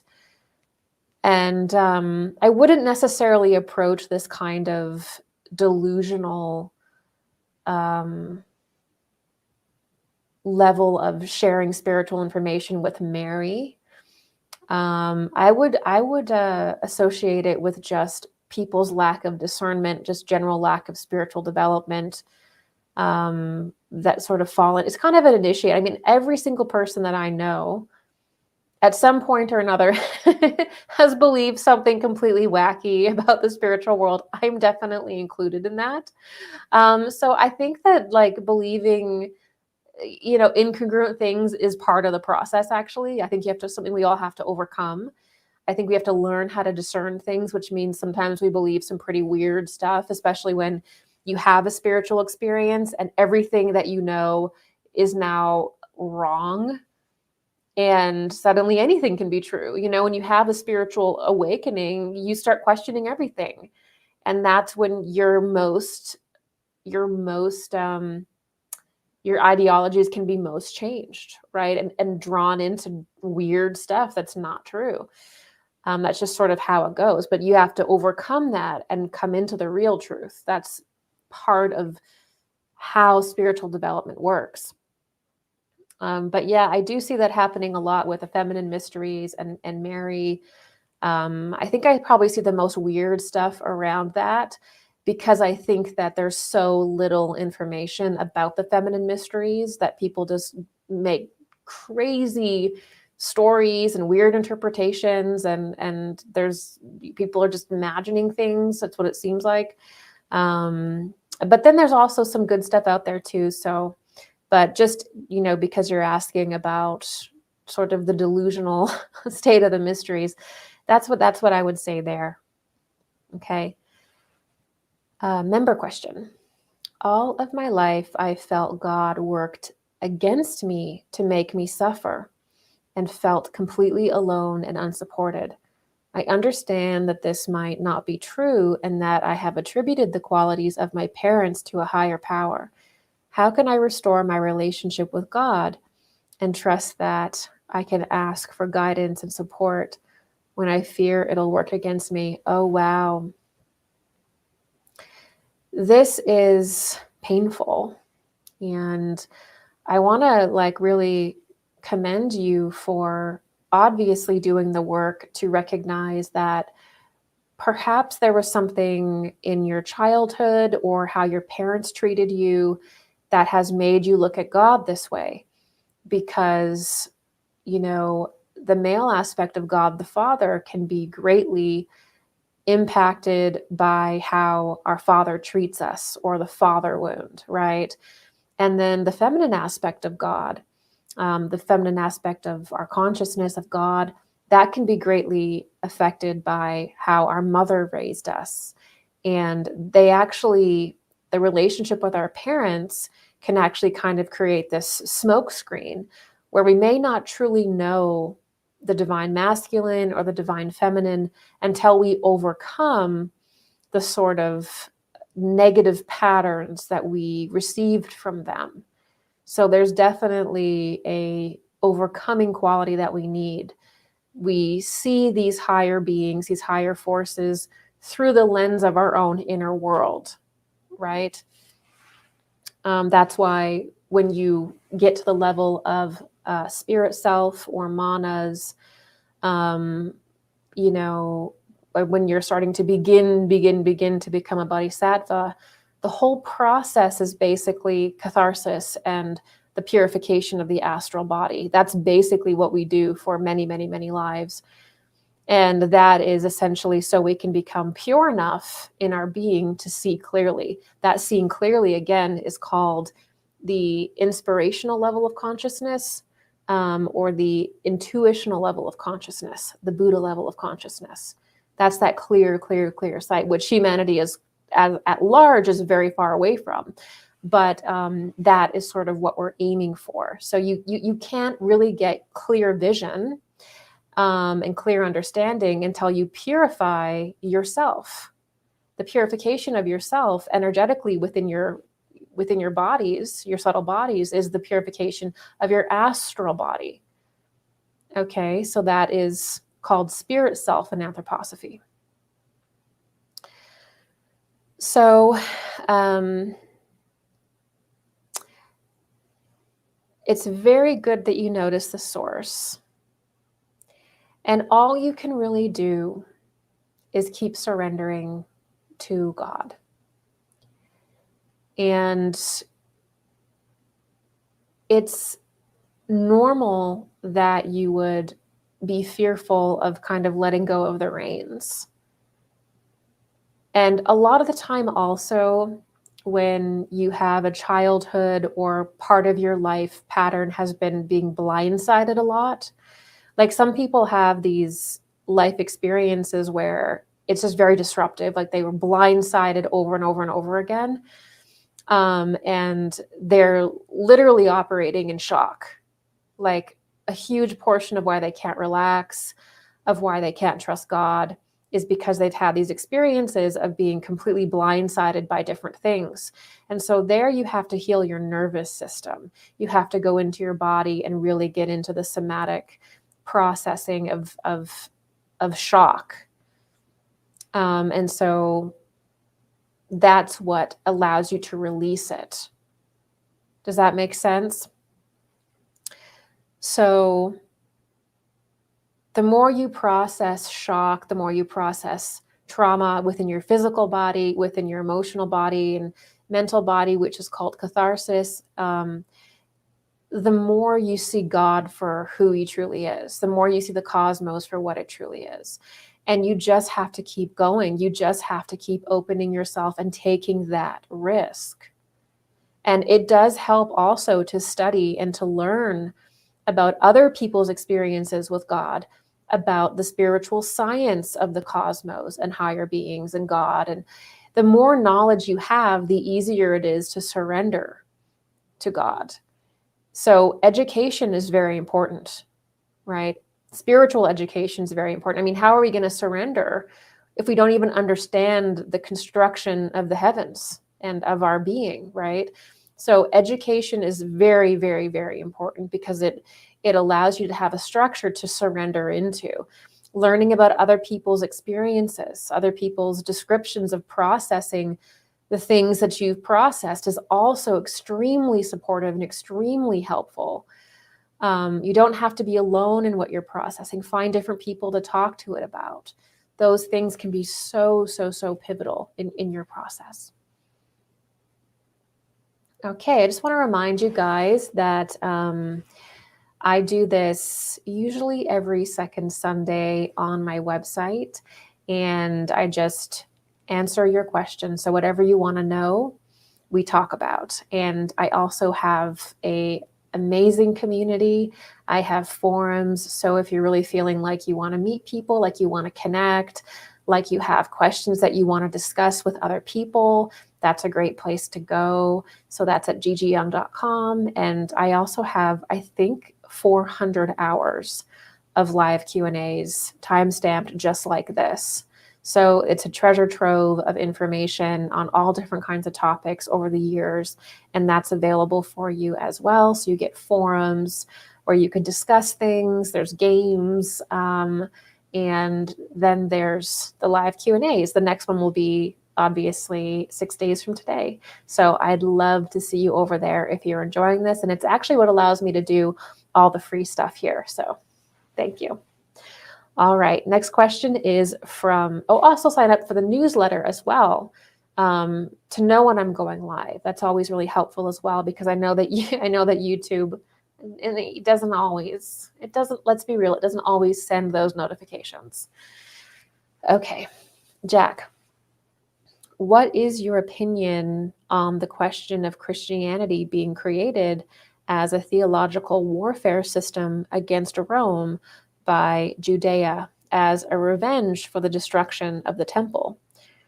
So this theory is saying that the religion of Christianity was created as a spiritual weapon or a theological warfare system to destroy Rome.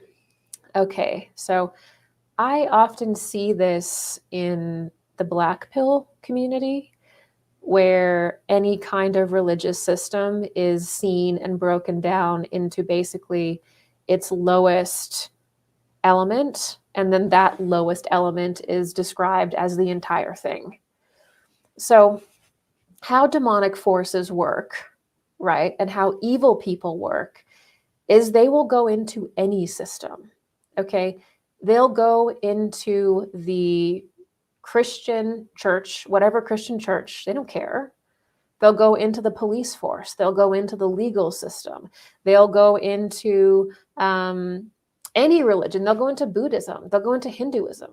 They'll go into Judaism, okay? They'll go into any system that has any relative power in the world, and they will infiltrate it, and they will use it to exact control. That's not anything particular to Christianity. That's just what evil people do. That's what demonic forces make evil people do. Okay, so that is a function all in itself. It's quite frankly short-sighted to say any religion was created as a weapon. I mean, that is just ridiculous. I mean, religions can be weaponized if someone enters into that religion, enters into that church, and then uses the doctrines of that church or whatever to assert power over others. Of course, there's sick people. Sick people can enter into any institution, but it's important to understand that the sick people that enter an institution are not the core nature of the institution. They're not the kernel of it, right? And this is the difference of perception and consciousness soul that we're talking about. Like, if people have not had a genuine spiritual experience, if people don't have a certain level of spiritual perception, they will not understand spirituality, and they will not really understand religion.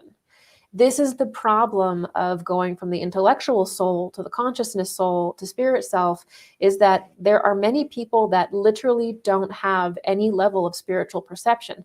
This is not a statement of arrogance from me. This is just the reality. How is anyone going to tell someone about spirituality when they do not have the organs to perceive it? I see this all the time. Different scientists, different people who do not have spiritual perception. They do not have any organs developed to perceive the spiritual world, to perceive higher beings. Yet they are lecturing on the spiritual world and religion and spirituality as though they're an authority. You're not. You can't be. So we have to really be able to place things where they should be. Okay, I'm not going to go to a dentistry convention and start lecturing about how to fill cavities. I'm not going to go to a cooking convention and lecture how to make pastries. I have no experience in these things. But people do this all the time with spirituality. People come from every aspect, and it's not, they're not qualified. I'm sorry. To talk about spirituality, you have to have some level of spiritual perception. You have to have some kind of organs, or what are we doing, right? And so it can be difficult sometimes to ascertain whether people actually have these proper organs to perceive the spiritual world. And then on top of that, whether these organs are actually attuned properly to see it truthfully. This is the problem that we have. But I can guarantee you, if someone is saying the only purpose of religion is as a control mechanism, you are going this deep and you don't understand it at all. Every single religion started with a real spiritual impulse and a real spiritual master, or a real exalted spiritual being in a human form. That is the beginning of most of the big religions, looking at Krishna with Hinduism, looking at Buddhism with the Buddha, the great Buddha, looking at Jesus and Jesus bearing the Christ in Christianity. You know, it is, again, this weird dooming and demoralizing and blackpilling, where suddenly everything in society is reduced to a control system, a control mechanism. And it's not just depressing, it's just incorrect. And there's no need to be incorrect like that at this point in time, when people actually need to acknowledge the spiritual world, right? The spiritual world is the part of all of us that gives us life. It allows us to see the potential in ourselves and the potential in other people to come to God as we have. So there's a real sickness with people becoming extremely paranoid, and suddenly everything is an attack, everything is a control system. And it's like, you know, it's these people, they've drank the black pill Kool-Aid, and I really hope that they can come out of it and come into a balanced perception. Right? The spiritual world does exist. There have been precise spiritual impulses afforded to humanity. And yes, world religions have formed around those impulses. And yes, there's a massive part of these spiritual impulses that turn into religions that are inversions of the original impulse. But that's because humanity is not yet mature enough to completely understand the original impulse. But over time, humanity will understand more and more of the spiritual world. We will gain the organs of perception, and that will become more obvious. Okay, so that is a statement of paranoia. Okay, it's not a statement of truth. All right, this is a member question. What do you think humanity's greatest challenge will be in the 21st century? Ooh, great question. The 21st century, this time period, is where we're going to see the incarnation of Ahriman. Ahriman is essentially the Antichrist in the anthroposophical system. And that is going to be overall our greatest challenge, because the younger generations are being raised in front of all of this technology. And so they're not even having a chance to differentiate themselves from the mechanisms in which the Antichrist will appear. That is a big problem. So our biggest challenge, I explained it this way to my group last weekend, which is that what we're experiencing now is a recapitulation of events in the prior epoch. This is why I always go on and on about Atlantis and Lemuria, the epochs of the earth, is because everything that we experience is actually a precise recapitulation of experiences that have happened in the past.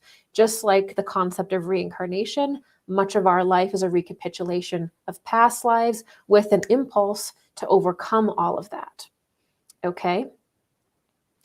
So what happens is humanity began when it was influenced by Venus. Okay, this is also the idea of like Babylon, or the distorted, inverted feminine. Okay, then we became influenced by Mars. This ended up being culminating in also the fall of Atlantis and the inverted masculine, that Mars impulse. So Lemuria falls because of an inverted Venus impulse. We see the fall of Lucifer. That's the Garden of Eden. We see the fall of the matriarchy. We see women releasing a lot of dark stuff into the world that people still fear, right? And we see the fall of the feminine consciousness. Then we see the fall of the masculine consciousness. We see the Armonic fallen angels in Atlantis. And then after that, Mercury comes through. Mercury rises. And Mercury becomes the impulse. And with that is Michael and Christ, and all these higher forces emerge as a balancing point between those two. We will see a recapitulation of that. First, Mystery Babylon, or the dark feminine, will be overtaken. That's destiny, by Mars. Then we'll see Mars and sort of the rise of the Antichrist. All right. Humanity has really not mastered that Ahrimanic Mars impulse yet. So a lot of people are going to be caught up in sort of the Elon Musk idea of life, hyper-technology, going to Mars to discover the aliens that created humanity, the civilization there. That's really what that's about, by the way, which is an inversion of reality. And so we're going to have to go through that, and that's going to come through the political right, what is seen as the political right today. But from that Mars impulse, within that are also people that are going to bring forth the Mercury impulse, which is the transcending of both the fallen feminine and the fallen masculine that we have seen. So the political left is typically represented as the left, the feminine, right? That is the drive to communism, communalism, tribalism. It is not understanding gender, not understanding sex. That is typical to Lemuria. What happened in Lemuria was all about gender, sex, and all sorts of Luciferic impulses. That gets overtaken by Mars. We move into Mars, hyper-technological, the fall of the masculine through not understanding how to not make technology God, right? That happens, but through that, the Mercury force arises, which we also kind of see as, in a way, Michael. And the real Christ forces emerge from that. So we will see the left fall. We will see that. And then we will see the Mars take over for a while. That's where Ahriman comes in. But from people that are mixed in will rise another impulse from that, which will be through the Michael forces. So that Mars impulse will split and Mercury will appear. That will be the groups and the forces that create the higher Earth. So we will go through a period where we have to deal with the immature masculine, just as we dealt with the immature feminine. So we will have to go through these recapitulations, which are really a recapitulation of Lemuria and Old Venus, and Atlantis and Old Mars. And then we'll move into Mercury, which for us is more of a Michael presence. So that is sort of what we're moving through in recapitulations. These are the impulses that are driving us. So again, we have to be careful of that Mars force, because we did not do very well with this in Atlantis. Okay, so we need to understand that. Okay, and ultimately, it's a very you can even see it in politics, how sometimes on the political right, it is the most immature masculine energy. They may be correct, but it's the most immature way in sharing things. That's not leadership. That's not going to bring us to the highest levels in society. It's childish stuff. So we do need to get to that higher level, which is mercurial. And we will go through that in our lifetime. Okay. So that's the progression. And our greatest challenge in the 21st century is our confrontation with Ahriman and our confrontation with technology. We need to be able to legislate for that. We need to be able to prepare the world for that, because people do not understand what they're getting themselves into. They do not understand the spiritual forces that will bear down on them. So that is our largest challenge. Okay. Okay, this one is from Jessica Croston. Okay, can you speak about your views on what, quote, Sophia is and how it's related to the Christ impulse? Thank you. Okay, so this is a massive question. So the Sophia force is, Sophia is kind of like the Gnostic word for the divine feminine. In esoteric Christianity, that is Mary. In different traditions and cultures, the divine feminine has been called different things. And as it is renamed, the divine feminine embodies different forces. Remember, you cannot look at the Babylonian Ishtar and say that the Ishtar being is the same thing as Mary. Okay, because there is a transformation that happens all the time, cosmically and within humanity. So it's very important to be in time correctly. So in esoteric Christianity, Mary, the Mary presence, is the other half of essentially Jesus and the Christ. It's the feminine aspect of that. And Christ is, we'll do it through like Jesus and Mary, because I think it's a little bit more easy to understand. But the feminine aspect is the force that descends to the earth, as like Eve and Mary. The feminine force is the essence that is coagulating. It gathers together. It is enveloping, magnetic, and really becomes sort of the essence of the earth, or the lower aspect of creation. Not lesser, but the more dense.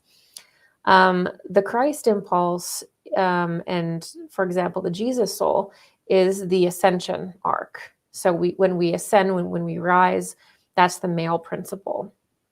And so there are very deep, deep, deep mysteries around each impulse. The farther you go back, the more matriarchal society becomes, and it becomes about the descent of Sophia, the descent of the goddess, the descent of Inanna, the descent of Alice down into the earth from Venus, the descent of the Venusian initiate, the descent of Mary. Okay, that's what it all becomes. And that becomes a sort of metaphor for initiation, this descent into the underworld, Persephone's descent into the underworld. It goes on and on and on about the key mystery teaching and spiritual reality of the descent of Mary, the descent of the goddess into the earth to become a kind of guiding being, right? The spiritual guiding being. And then the ascension impulse out of matter is given by Christ, or by Jesus. And so there are deep, deep, deep mysteries of how, when you're in a female body and you're in a female form, there are very specific things that are meaningful to you based on the divine feminine, right? There's a certain level that is just human that we all share, male or female, but then the mysteries, they're usually not co-ed, and different things are developed depending on whether you're male or you're female. That's always how it's been. Only at very certain levels was it more co-ed, actually. And so there's different mystery traditions about the spiritual scientific reality of what the female is and the feminine impulse is in the world, and the male impulse is in the world. They're different. They're complementary but different. And in spirituality, it makes a big difference. So in sort of what's possible.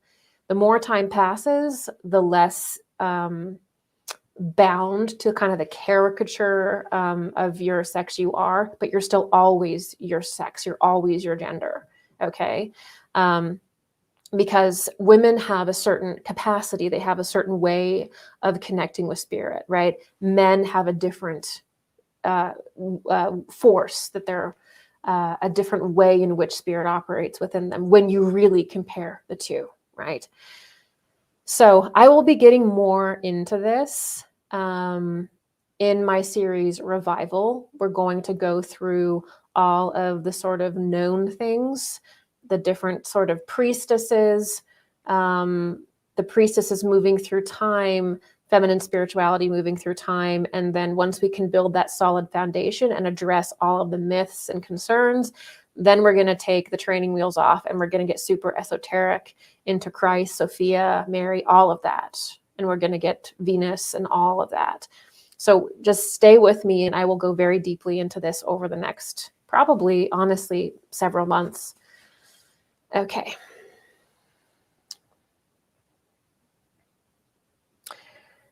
All right.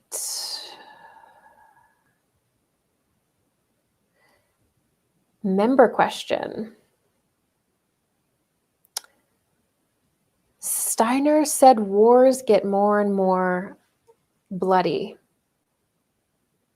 Very concerning at present, it being a fourth turning. From an esoteric spiritual point, why might this be? How would war fit into the evolution of man?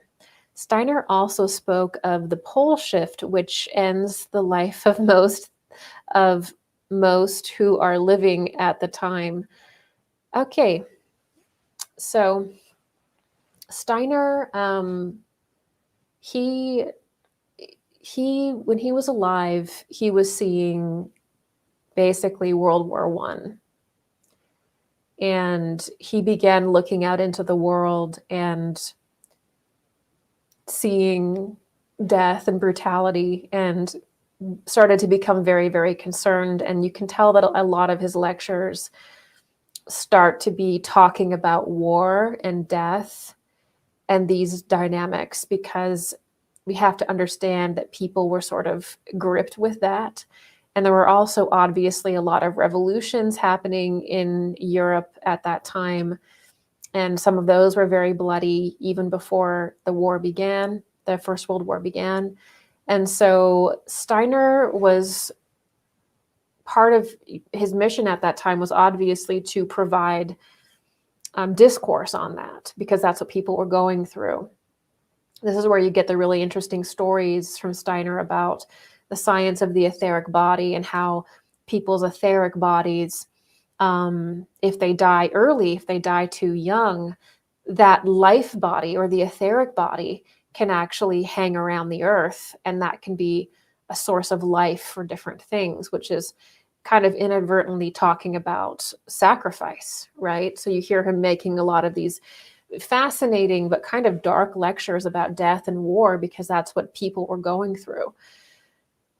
And obviously, you know, Steiner had a precision to him, and he described the different epochs of humanity with incredible clarity, which is why the system is so loved by so many different people, is because he really brought that clarity to what a genuine, like, mystical people struggle with that clarity. You know, a lot of it is just mystical vision, but he had this scholarly way about it, which where he was able to really describe spiritual concepts in a very methodical way, making it very easy to enter into them for your logical mind. So he describes, you know, the idea of the fourth turning. He describes the war of all against all. I have a lecture on that. And he starts to describe, you know, Revelation. He describes the tribulations that we will face at the end of the Earth's eras, which we're not actually there yet. Technically, we're at the very beginning of sort of the end. We still have many recapitulations to go through, deepening of that until we experience the war of all against all. But we're breaking down into that. But every time we break down, there's also the birth of something new, obviously. So it's not just darkness. We're literally just separating the wheat from the chaff, if you will. So in a spiritual perspective. So there's also an idea of the polar day, and if you read different, like in Rosicrucian literature, different mystery literature, you can see that like these different mystery schools have been tracing the movement of the pole for hundreds of years, thousands of years. We talk about pole shifts and things like that, but these different societies have been like tracing the polar day as it moved across the earth, and they know another one is coming, and they know that, like Dark Journalist has said a lot, like land is rising. We're going to have land rise in certain areas as the pole moves. This is something that people who have studied the mysteries understand, that there's a shifting of the pole, there's a shifting of the earth,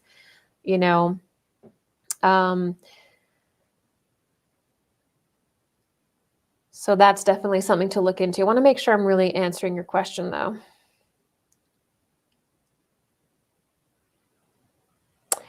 Yeah, there's a book by C.G. Harrison.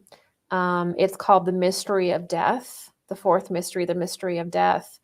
And I've read from it in my lecture called The Immortal Body, but there it is described a kind of event which is sort of like a solar flare, that leads to the earth basically finally etherizing. So the earth is born from the sun and in a sense returns to the sun as an etheric form.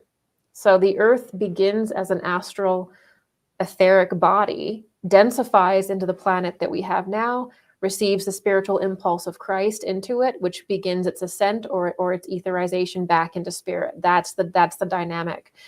So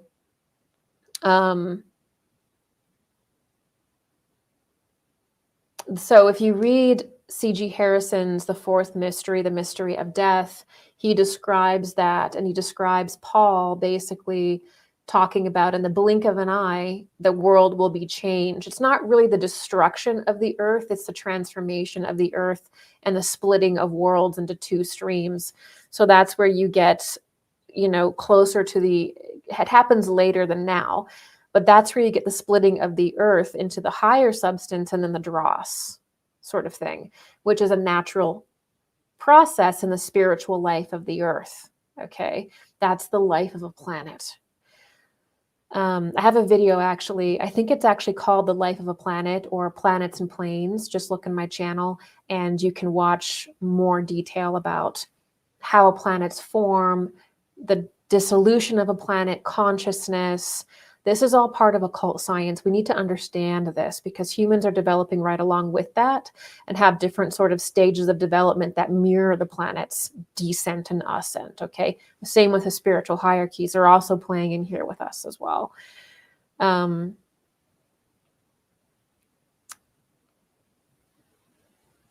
from a spiritual point of view, why we experience all these tribulations and all this dark stuff is because, we have to experience the pressure and truth of darkness. Confronting evil is a massive part of our evolution. We have to confront evil in ourselves. Something just literally fell on me. That was weird. We have to literally be able to confront evil within ourselves, meaning you have to go into your darkness. You have to see the potential for you to be dark, the potential for you to be cruel. Where is your darkness? You have to look at that, right? That's a massive part of individuating properly, right? And then we also have to be able to look out and see the evil in the world. Okay, we have to be able to see, okay, well, this person is a predator, this person is evil. So that's a massive part of our spirituality, is being able to discern good from evil, moral from immoral, right? Within ourselves and within the world. And to do that, we have to experience incredible contrast and chaos as evil and good battle right now. We are not in a battle. It's Ephesians. We are not in just a physical battle. We are in a spiritual battle. We are in spiritual warfare, actually. And everything that's happening now on the earth happened in heaven. And we are playing out the same patterns. Angels are working through us, but so are demonic entities. That's really what is driving this. And only through our individuation and our coming into our true self can we begin to become conscious of this and participate in this in a way in which we are making things better, in a way in which we are aware that we are active participants. So the world is full of people who are aware and unaware, and this creates chaos, but the chaos is necessary in order for us to truly, truly experience that pressure to awaken, right? All right, this next question is from Heinrich Lindholt. And you said, what is the fastest way to build our rainbow body? Great question. So I've actually lectured on the rainbow body, which is also called the immortal body, resurrection body, all the diamond body. I've probably mentioned that so many different times just today. That is available on my website and on YouTube, but on my website, I do an extra 1.5 to 2 hours taking questions. So the last half of the Q&A session is also on my website as well, of the lectures. So it's called the rainbow body because when this glorified etheric body is developed, basically what happens is the 7 rays, the 7 cosmic rays of life, basically flow freely through you, right? Because you've purified your astral body, right? You've gone through catharsis, you've purified your astral body. That's what all this inner work is. So all of this inner work, the shadow work, the inner child work, all this stuff, what's happening within your energetic body is you're purifying your astral body. So when you heal a childhood wound, that is not just healing your childhood wound as an inner process. That is purifying and clarifying your astral body. It's actually doing something with, there's actually an alchemy that's literally occurring, and that changes how you are, how you die, and how you reincarnate. Okay, so when that is completely clear, you have the glory, okay? And when the glory flows through you, which is also the Christ and the Son, it is divided into 7 distinct rays. And that is seen, it's seen when someone has achieved this. And so it is called the rainbow body, all right? So that is also, again, the glorified phantom, the glorified body, all right? This is why we're spending so much time talking about Christ and Jesus and this esoteric Christian stream, because that's where the information is, really, for our time. So the fastest way to build your body, your rainbow body, is to not focus on how fast you're doing it at all. Forget about time, forget about where you are in the scheme of things, and just focus on basically your morality, right? Your ability to love, and focus on the virtues. You know, the 7 virtues, those are the way in which we develop this. The moment that we're timing it, or the moment that we're like, I wish I would have had it by now, it's like we're not understanding the process. So you can't have any expectations. You can't be timing yourself. You just have to completely give yourself over to the work. But ultimately, it's connected to the etherization also of the blood in the heart center. So every time that you overcome darkness within you is a point where you purify yourself. So say you're in the grocery store and that jerk just ran over your toe with their shopping cart and you're just like, I've had enough today, right? You processing that and forgiving and being like harmonious and calm and not giving yourself up to reaction, that you have just built a little drop of your higher body. If you want to accelerate it, you have to acknowledge Christ. There's no real way to build your immortal body without understanding Christ, without understanding Jesus. And this is the part where people get mad because they think that they're going to evolve out of matter, out of the earth, or as an exalted spiritual being by like knowledge alone. So it's like the more knowledge, the more gnosis that they contain, suddenly one day they'll just explode into the higher realms because they know so much. It's not knowledge at all. Like I said, if you want to build an eternal body, you have to recognize Christ. You have to recognize that process that occurred, what he gave to us. It's kind of like you're showing up to drive a car, but you have no idea what a car is, where it comes from, how it works. You're not really going to be very good at driving that car, right? So ultimately, that is going to speed things up. The actual knowledge of why we have the capacity at all to build an immortal body is going to ultimately speed things up. Because again, even when you're healing yourself, like people talk about, I'm transforming my pain, I'm transforming my trauma. The essence that allows us to do that is the Christ being within us. So even when you're healing yourself, this is why when you go to a 12-step program, there's the understanding that you're not going to give anything up unless you let God in. And so you have to actually understand the science of transformation, which is to acknowledge Christ within you. You get stuck at a point if you can't acknowledge that, because you're just not acknowledging the actual dynamics of the thing, right? And so that's how you speed it up, right?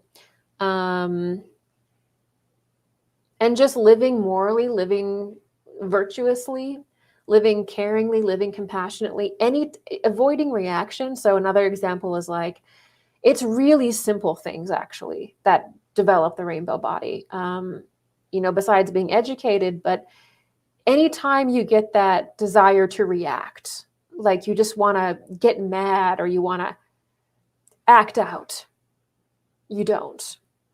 So you're always trying to act consciously from self-awareness, from love, and acting as the Christ, as a Christ would. That allows you to build and establish that body, right?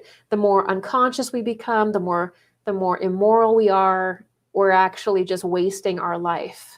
We only have so many lives in this planetary cycle in which we can establish things, right?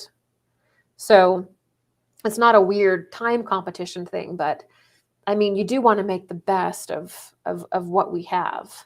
So living selfishly, living immorally, constantly going like on animal level reactions, living from your lower centers, that won't establish it at all. It actually binds you to the material plane, to samsara. But the force that actually changes us, that creates alchemy, is the Christ force within us. So when people say, oh my gosh, I've transcended this trauma, I've healed that. Yes, you did that through the Christ essence within you. You just don't acknowledge it, but that's the actual essence, the actual being that is within you that allowed for that transformation to occur. So when you can acknowledge that, the specific force that is doing that, you become so much more powerful. If we're just using words like source or the presence of God, I mean, that's okay. You're still going to be able to do it because we all have that capacity. But once you become aware of it and it gets specific, then you're more powerful because you're actually interacting with it properly. You don't have blinders on, right? That's really important for spiritual development, and it allows, so much more depth. Okay, we are going to do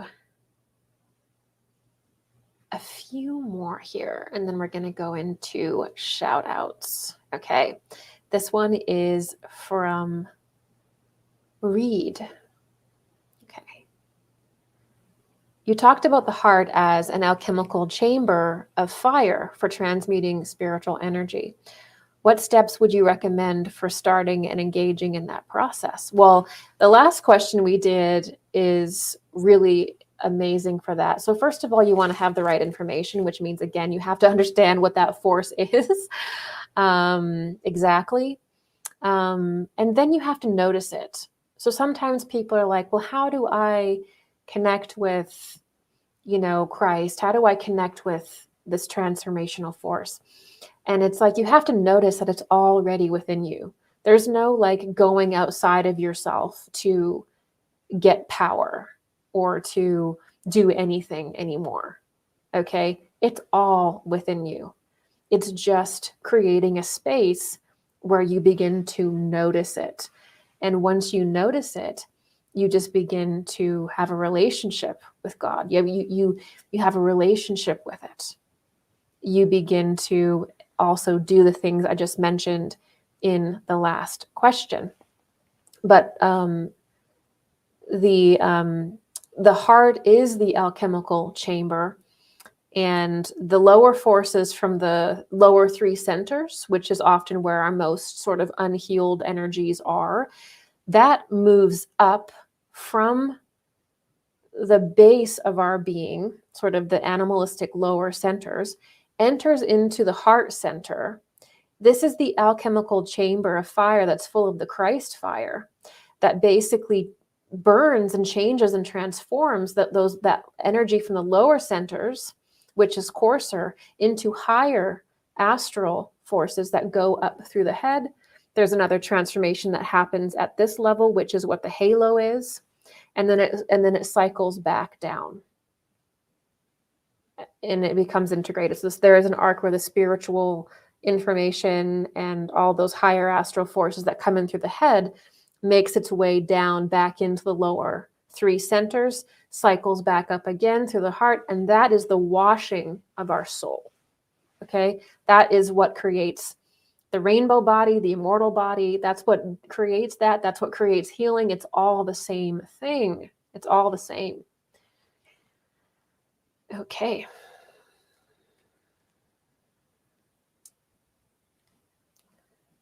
All right. This one is from Robin Divine. How do we avoid the soul trap reincarnation cycle? Can we avoid going into the light and having a life review that makes us feel guilty, etc.?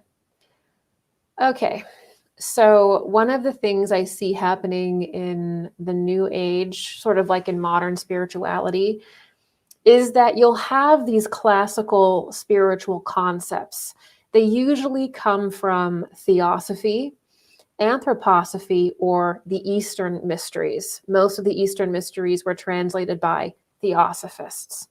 So there's a certain stream of Western esoterica that's very obvious. We know the different individuals that have taught within it. You have Blavatsky, Steiner, Manly P. Hall, Dion Fortune, you have Golden Dawn, different streams of Rosicrucianism, you have different Eastern mystical systems, but we pretty much, you can pretty much look back and see that around the mid 1800s to 1930, that 100 years is where the West, so the United States, Europe, Australia, New Zealand, that's where we receive the spiritual information that is not part of the official church.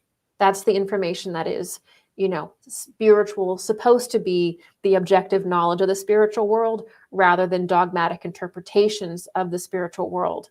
Okay, that's an important thing to note, because we in this era need to understand the spiritual world objectively. It has to become a science that we understand, no different than natural science. So moving forward, we have to understand the spiritual world as objectively as possible. That's our task, right? That's what we must do.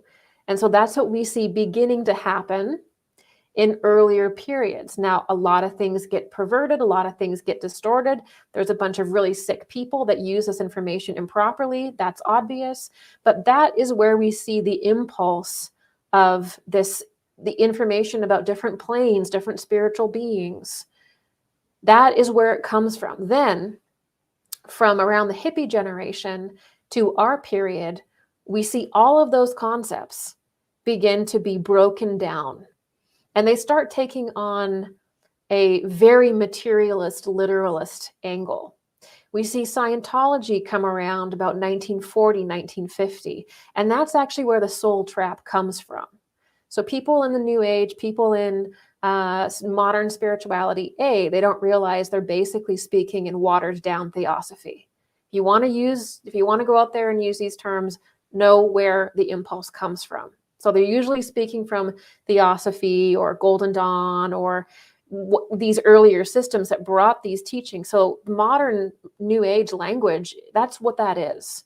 So if you really want to understand it, you have to go back and you have to read those original documents, right? Because a lot of, and with the soul trap, that's L. Ron Hubbard in particular. That's L. Ron Hubbard misunderstanding the moon, the teaching of the moon.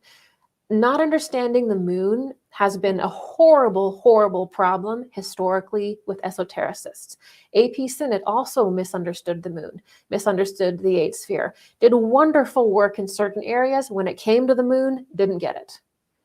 I don't think he corrected it, but Blavatsky had to correct it. So there's a lot of misunderstandings about the lower astral plane, about the moon plane. L. Ron Hubbard, who was connected to Crowley, connected to, I believe, Golden Dawn.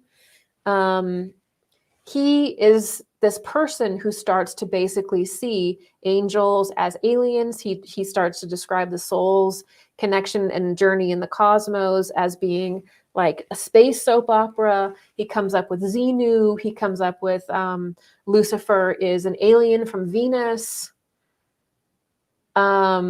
He comes up with the idea that the soul has a reincarnation trap on the moon or Mars and gets implanted in these kinds of chips. And then, weirdly enough, it starts those teachings from Scientology. They are not true teachings. That's not real. This is a man who was getting high on drugs and, abusing people. These are his ramblings. Why are we listening to this? Why don't we just go back and study the real accounts of Kamaloka, the real accounts of death and rebirth, either in the Eastern system or the Western system? Steiner has a great explanation of it in his different lecture series. Why don't we just do that? I don't mean to be rude, but all I see in the New Age is a bunch of Scientology.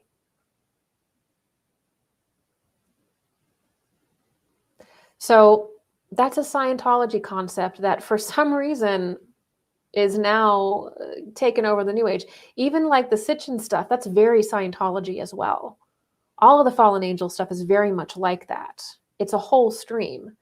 So what happens when you die is there's no soul trap, okay? There's no soul trap. There's a process that's called Kama Loka, okay? Kama Loka is also the moon realm or the lower astral plane, and it is where you go to basically release yourself from this life. It's not a trap, okay? And then once you process this life, and that experience is unique for everyone, if you're a very advanced soul, you pass through that very easily, right? If you have a lot of material attachments, then it's very difficult. And in that process of Kama Loka, something very significant happens, which is that there is a separation of the material of your actual soul body, okay? This is the big point. There's elemental forces that cannot rise beyond the plane of the moon.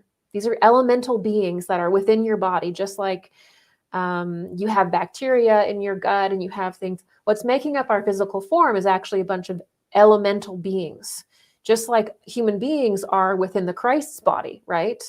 And within the spiritual hierarchy's body. We're beings within beings within beings within beings. Okay, that's the real system we have to understand. If we want to be initiated out of this world, we have to have the correct structure to enter into it properly. It can't be too materialistic, otherwise you're just not going to be interacting with the ideas properly as a aspect, as a function within your own being. So there's a process of alchemy that occurs in Kama Loka. All right, that's why when you go in there, people also describe it as a reversal process. Things move backwards. There's lots of references to this in esoterica, with like Alice in the backwards, upside down world. That's kama loka. That's the lower astral plane. Okay. And what happens there is what's drawn from you is the dross. Now, the dross is basically, they're elemental forces, they're elemental beings that are essentially not transformed. So there are beings that are associated with your physicality, which basically contain your pain and your trauma. If you pass through kama loka and you have a great deal of untransformed pain, okay, you're not self-aware, you haven't done anything spiritual to develop in your life, your passage through kama loka is that you have this massive dross of elementals that pass off of you and they return to the earth, but they're always united with your soul, like spooky action at a distance, because you're part of it. Okay, your higher soul, or I, then moves through the planetary spheres or the planes of heaven. Okay, it goes through Venus, Mercury, Sun, Mars, and then Jupiter, and so on and so forth, back into the earth. Okay, that is the process. Okay, so when you come back around to the earth, and that is not a soul recycling machine, that is literally the process of death and rebirth. There's no machine, there's no weird beings controlling it, tricking you. Okay, this is silly. No. You go through that process, which is controlled by natural functions that are much greater than anything we can understand, but they are exact. Okay. You come back around, and when you are reborn, those elemental forces that you have yet to transform come back into your being. This is the karma of the Eastern traditions. That's the spiritual scientific description of its actual elemental beings that you have yet to free. You have yet to release and liberate from your being. Just as Christ liberated us from the planet and from matter, you are liberating all of these elemental beings that are basically unclean, or they're kind of wild, and they contain the darkness of the earth. Okay, untransmuted matter. You live that life, and that's your karma. That's part of what weighs you here. You do that again and again and again and again until you can move through kama loka and have no dross at all.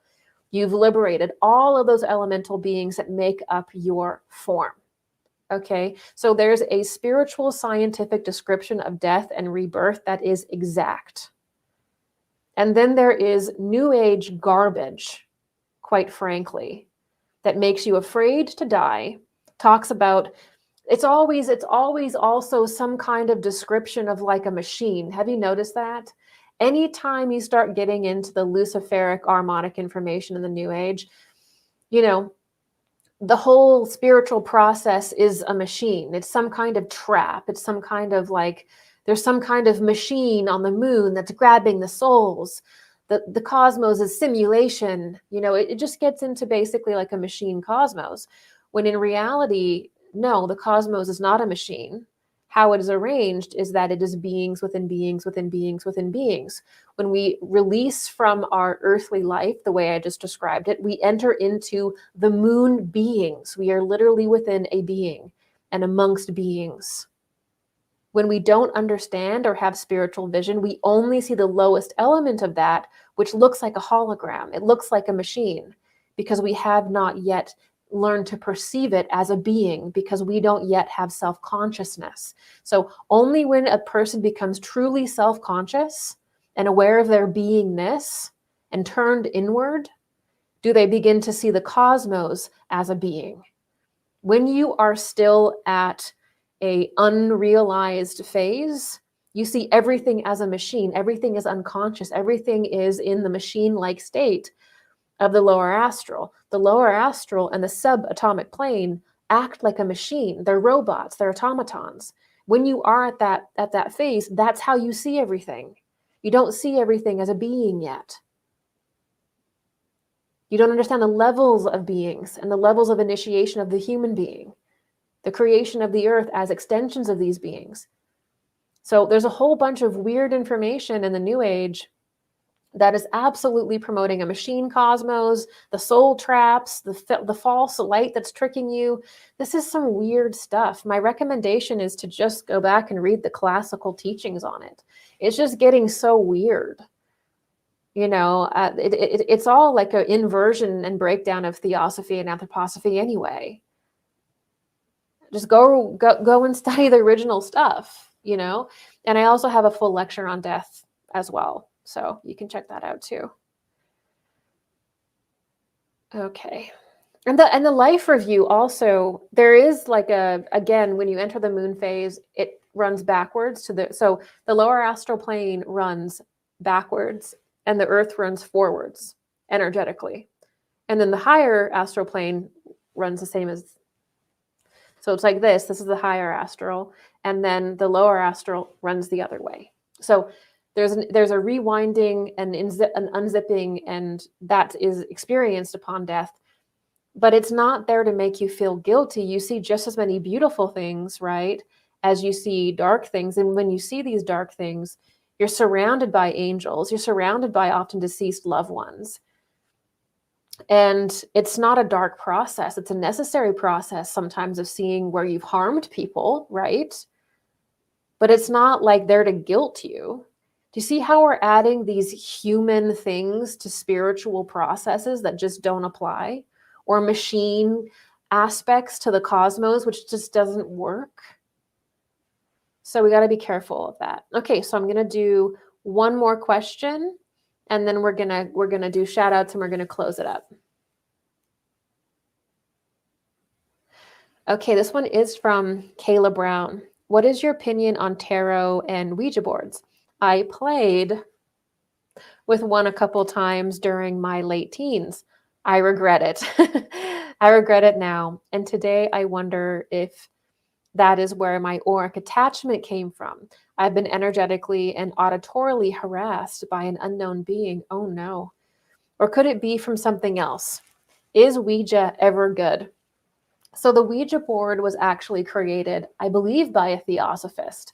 And there was actually, it's fascinating because I will get into this during revival when we get to the even next chapter of revival.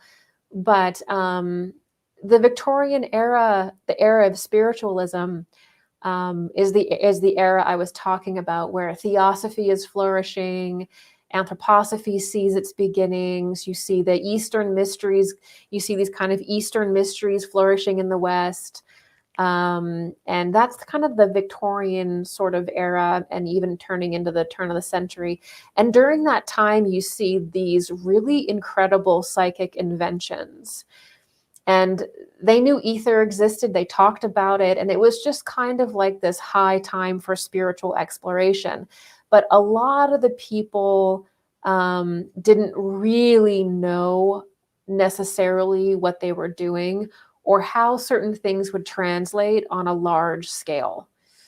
And it was sort of like a rush to get people having a relationship with their spirituality outside of dogmatism, because people in these different mystery schools, you know, and this is something that Dark Journalist has talked about very well as well, is that these people in different mystery schools were looking down the barrel of the future, and they were seeing that materialist science was going to get a grip on humanity, and materialism was going to pull humanity deeper and deeper and deeper into consumerism, into shutting out the spirit.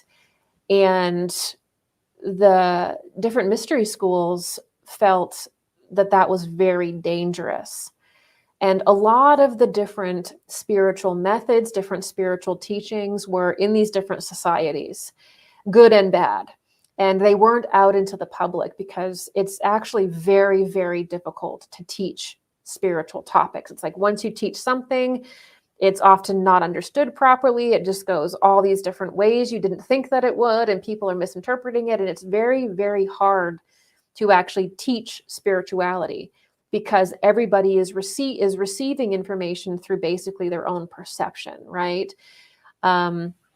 So it's very difficult to like teach people in a public setting. Mostly traditionally in different mystery schools, you would just be tapped and brought aside. But this idea of having to suddenly educate the world is a nightmare, quite frankly, with spiritual topics. Again, because it's very difficult to get through people's own, sort of hangups. And it's very difficult to get a clear message across without people misunderstanding. I mean, sometimes I make videos and I read the comment section and I'm like, what is this person talking about? I never said anything about that. Because people will read spiritual things or be introduced to spiritual things with a certain intention, but their mind is not grasping it the way that you're teaching it. They're seeing something else there entirely. That's how spiritual teaching is. It's very strange. And so during this Victorian era, that was the attempt. The attempt was to bring independent spirituality that's outside of dogmatism, true spiritual science to the masses, to people. This is when Blavatsky releases Isis Unveiled and The Secret Doctrine. This is when you see these different public schools opening up and coming out. And it's all to basically prepare humanity for Antichrist, for the extreme materialism and loss of spirituality that the Antichrist represents, the false spirituality, hardcore scientific dogmatism that excludes the spirit or distorts it to something that is a machine consciousness, like we were talking about. And so that was the whole situation. And so a theosophist, I believe, ends up creating the Ouija board as part of this parlor spiritualism that was really popular at the time. So you have like those wild pictures of these oracles that have like cheesecloth coming out of their mouth, and they're saying that it's ectoplasm. And there's like that famous Lincoln picture of like faces behind him. That was all the sort of Victorian, era of like, let's get spirituality out there. Let's see what works. And so you see these crazy things that were invented for spiritualism in the Victorian era, which was Ouija boards. They invented the psychomantium. The psychomantium is basically a black box with a black curtain that would basically, the medium would sit in to create her own environment. Andrea Puchart tries to create this in a scientific way with the Faraday cage. That's just a psychomantium. It's a technological psychomantium. And so there's all these, there were different goggles with different colored lenses, and they were just inventing all this really crazy spiritual stuff. And they just released it to the public. The problem is that it's really not a good idea to just like tell a teenage girl that she can just like contact people on a Ouija board at home, because there's no stewardship there. But then in the defense of the mystery schools, you can't have a proper system of stewardship other than high moral, ethical values within a teacher. You can't have the real stewardship the way that it used to be in mystery schools, because the masses have to be able to interact with spirit now. It can't just be these elite people or whatever.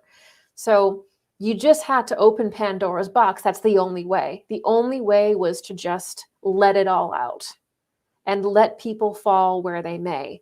Because if it didn't happen, then we're looking at no spirituality at all. And Ahriman's incarnation and people getting hypnotized and transfixed and seduced by technology, thinking technology is spirituality. We're seeing it all now. So 150 years ago, all of this stuff was just released. Ouija boards were created.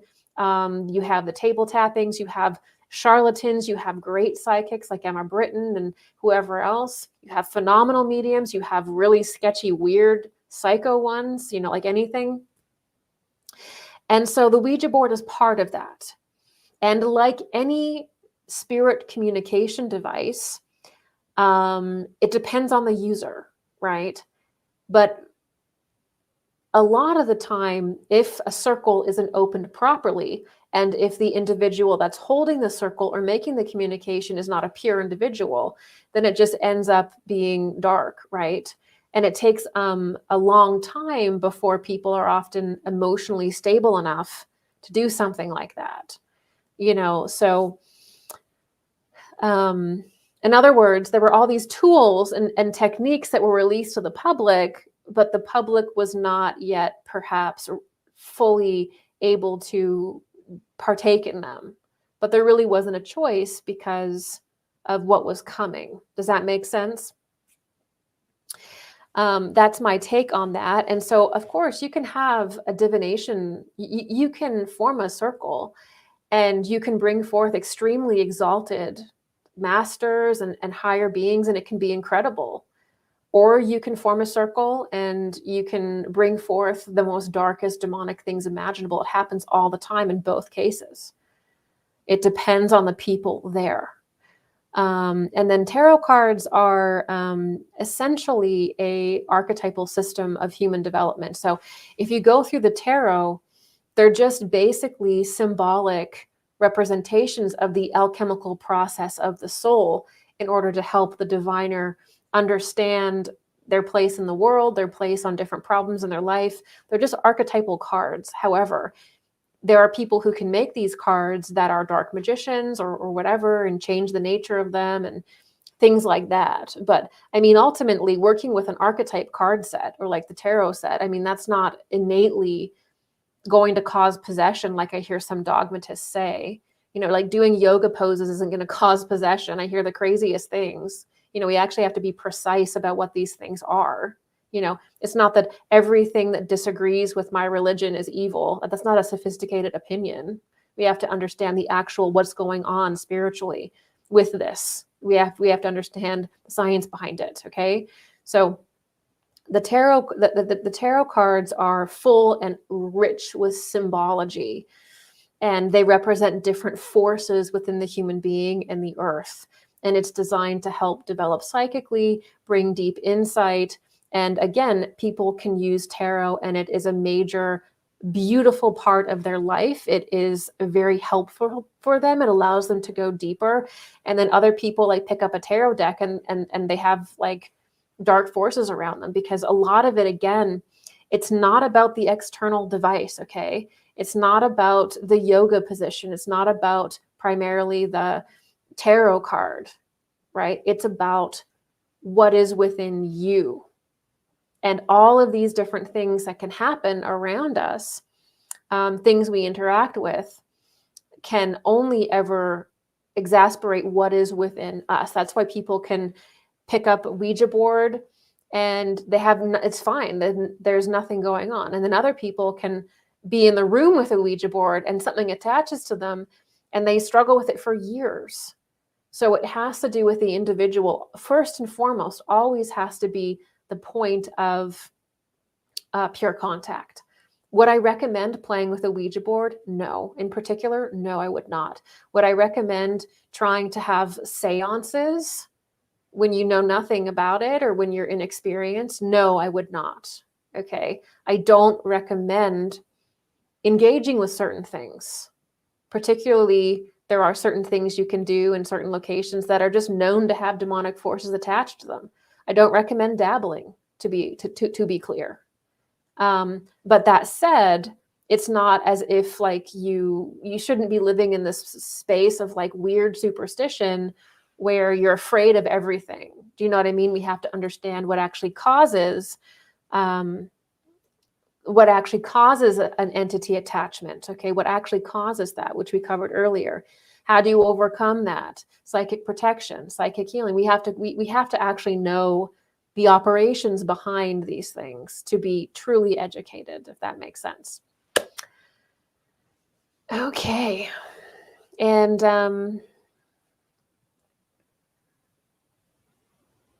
more that you allow, the more that you basically, you know, if you want spiritual connection, I wouldn't recommend like picking up a Ouija board or doing any kind of like stuff like that. I would recommend prayer, and I would recommend inviting Christ in your life and praying on that. And I would recommend just going inward and connecting with these gorgeous high forces that are already within you and getting good at that. And that is the kind of connection that we need.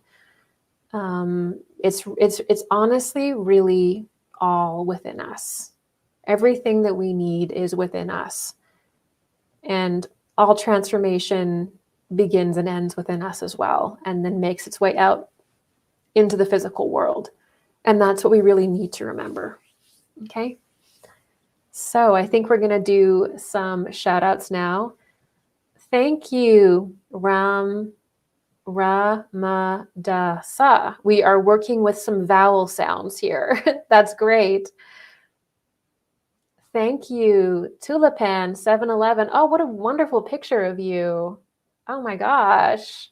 I love that. Thank you so much. Thank you, Yona George. Unique is one way to put it. That is a lovely, is that a fringe Western jacket? I like that. That's incredible.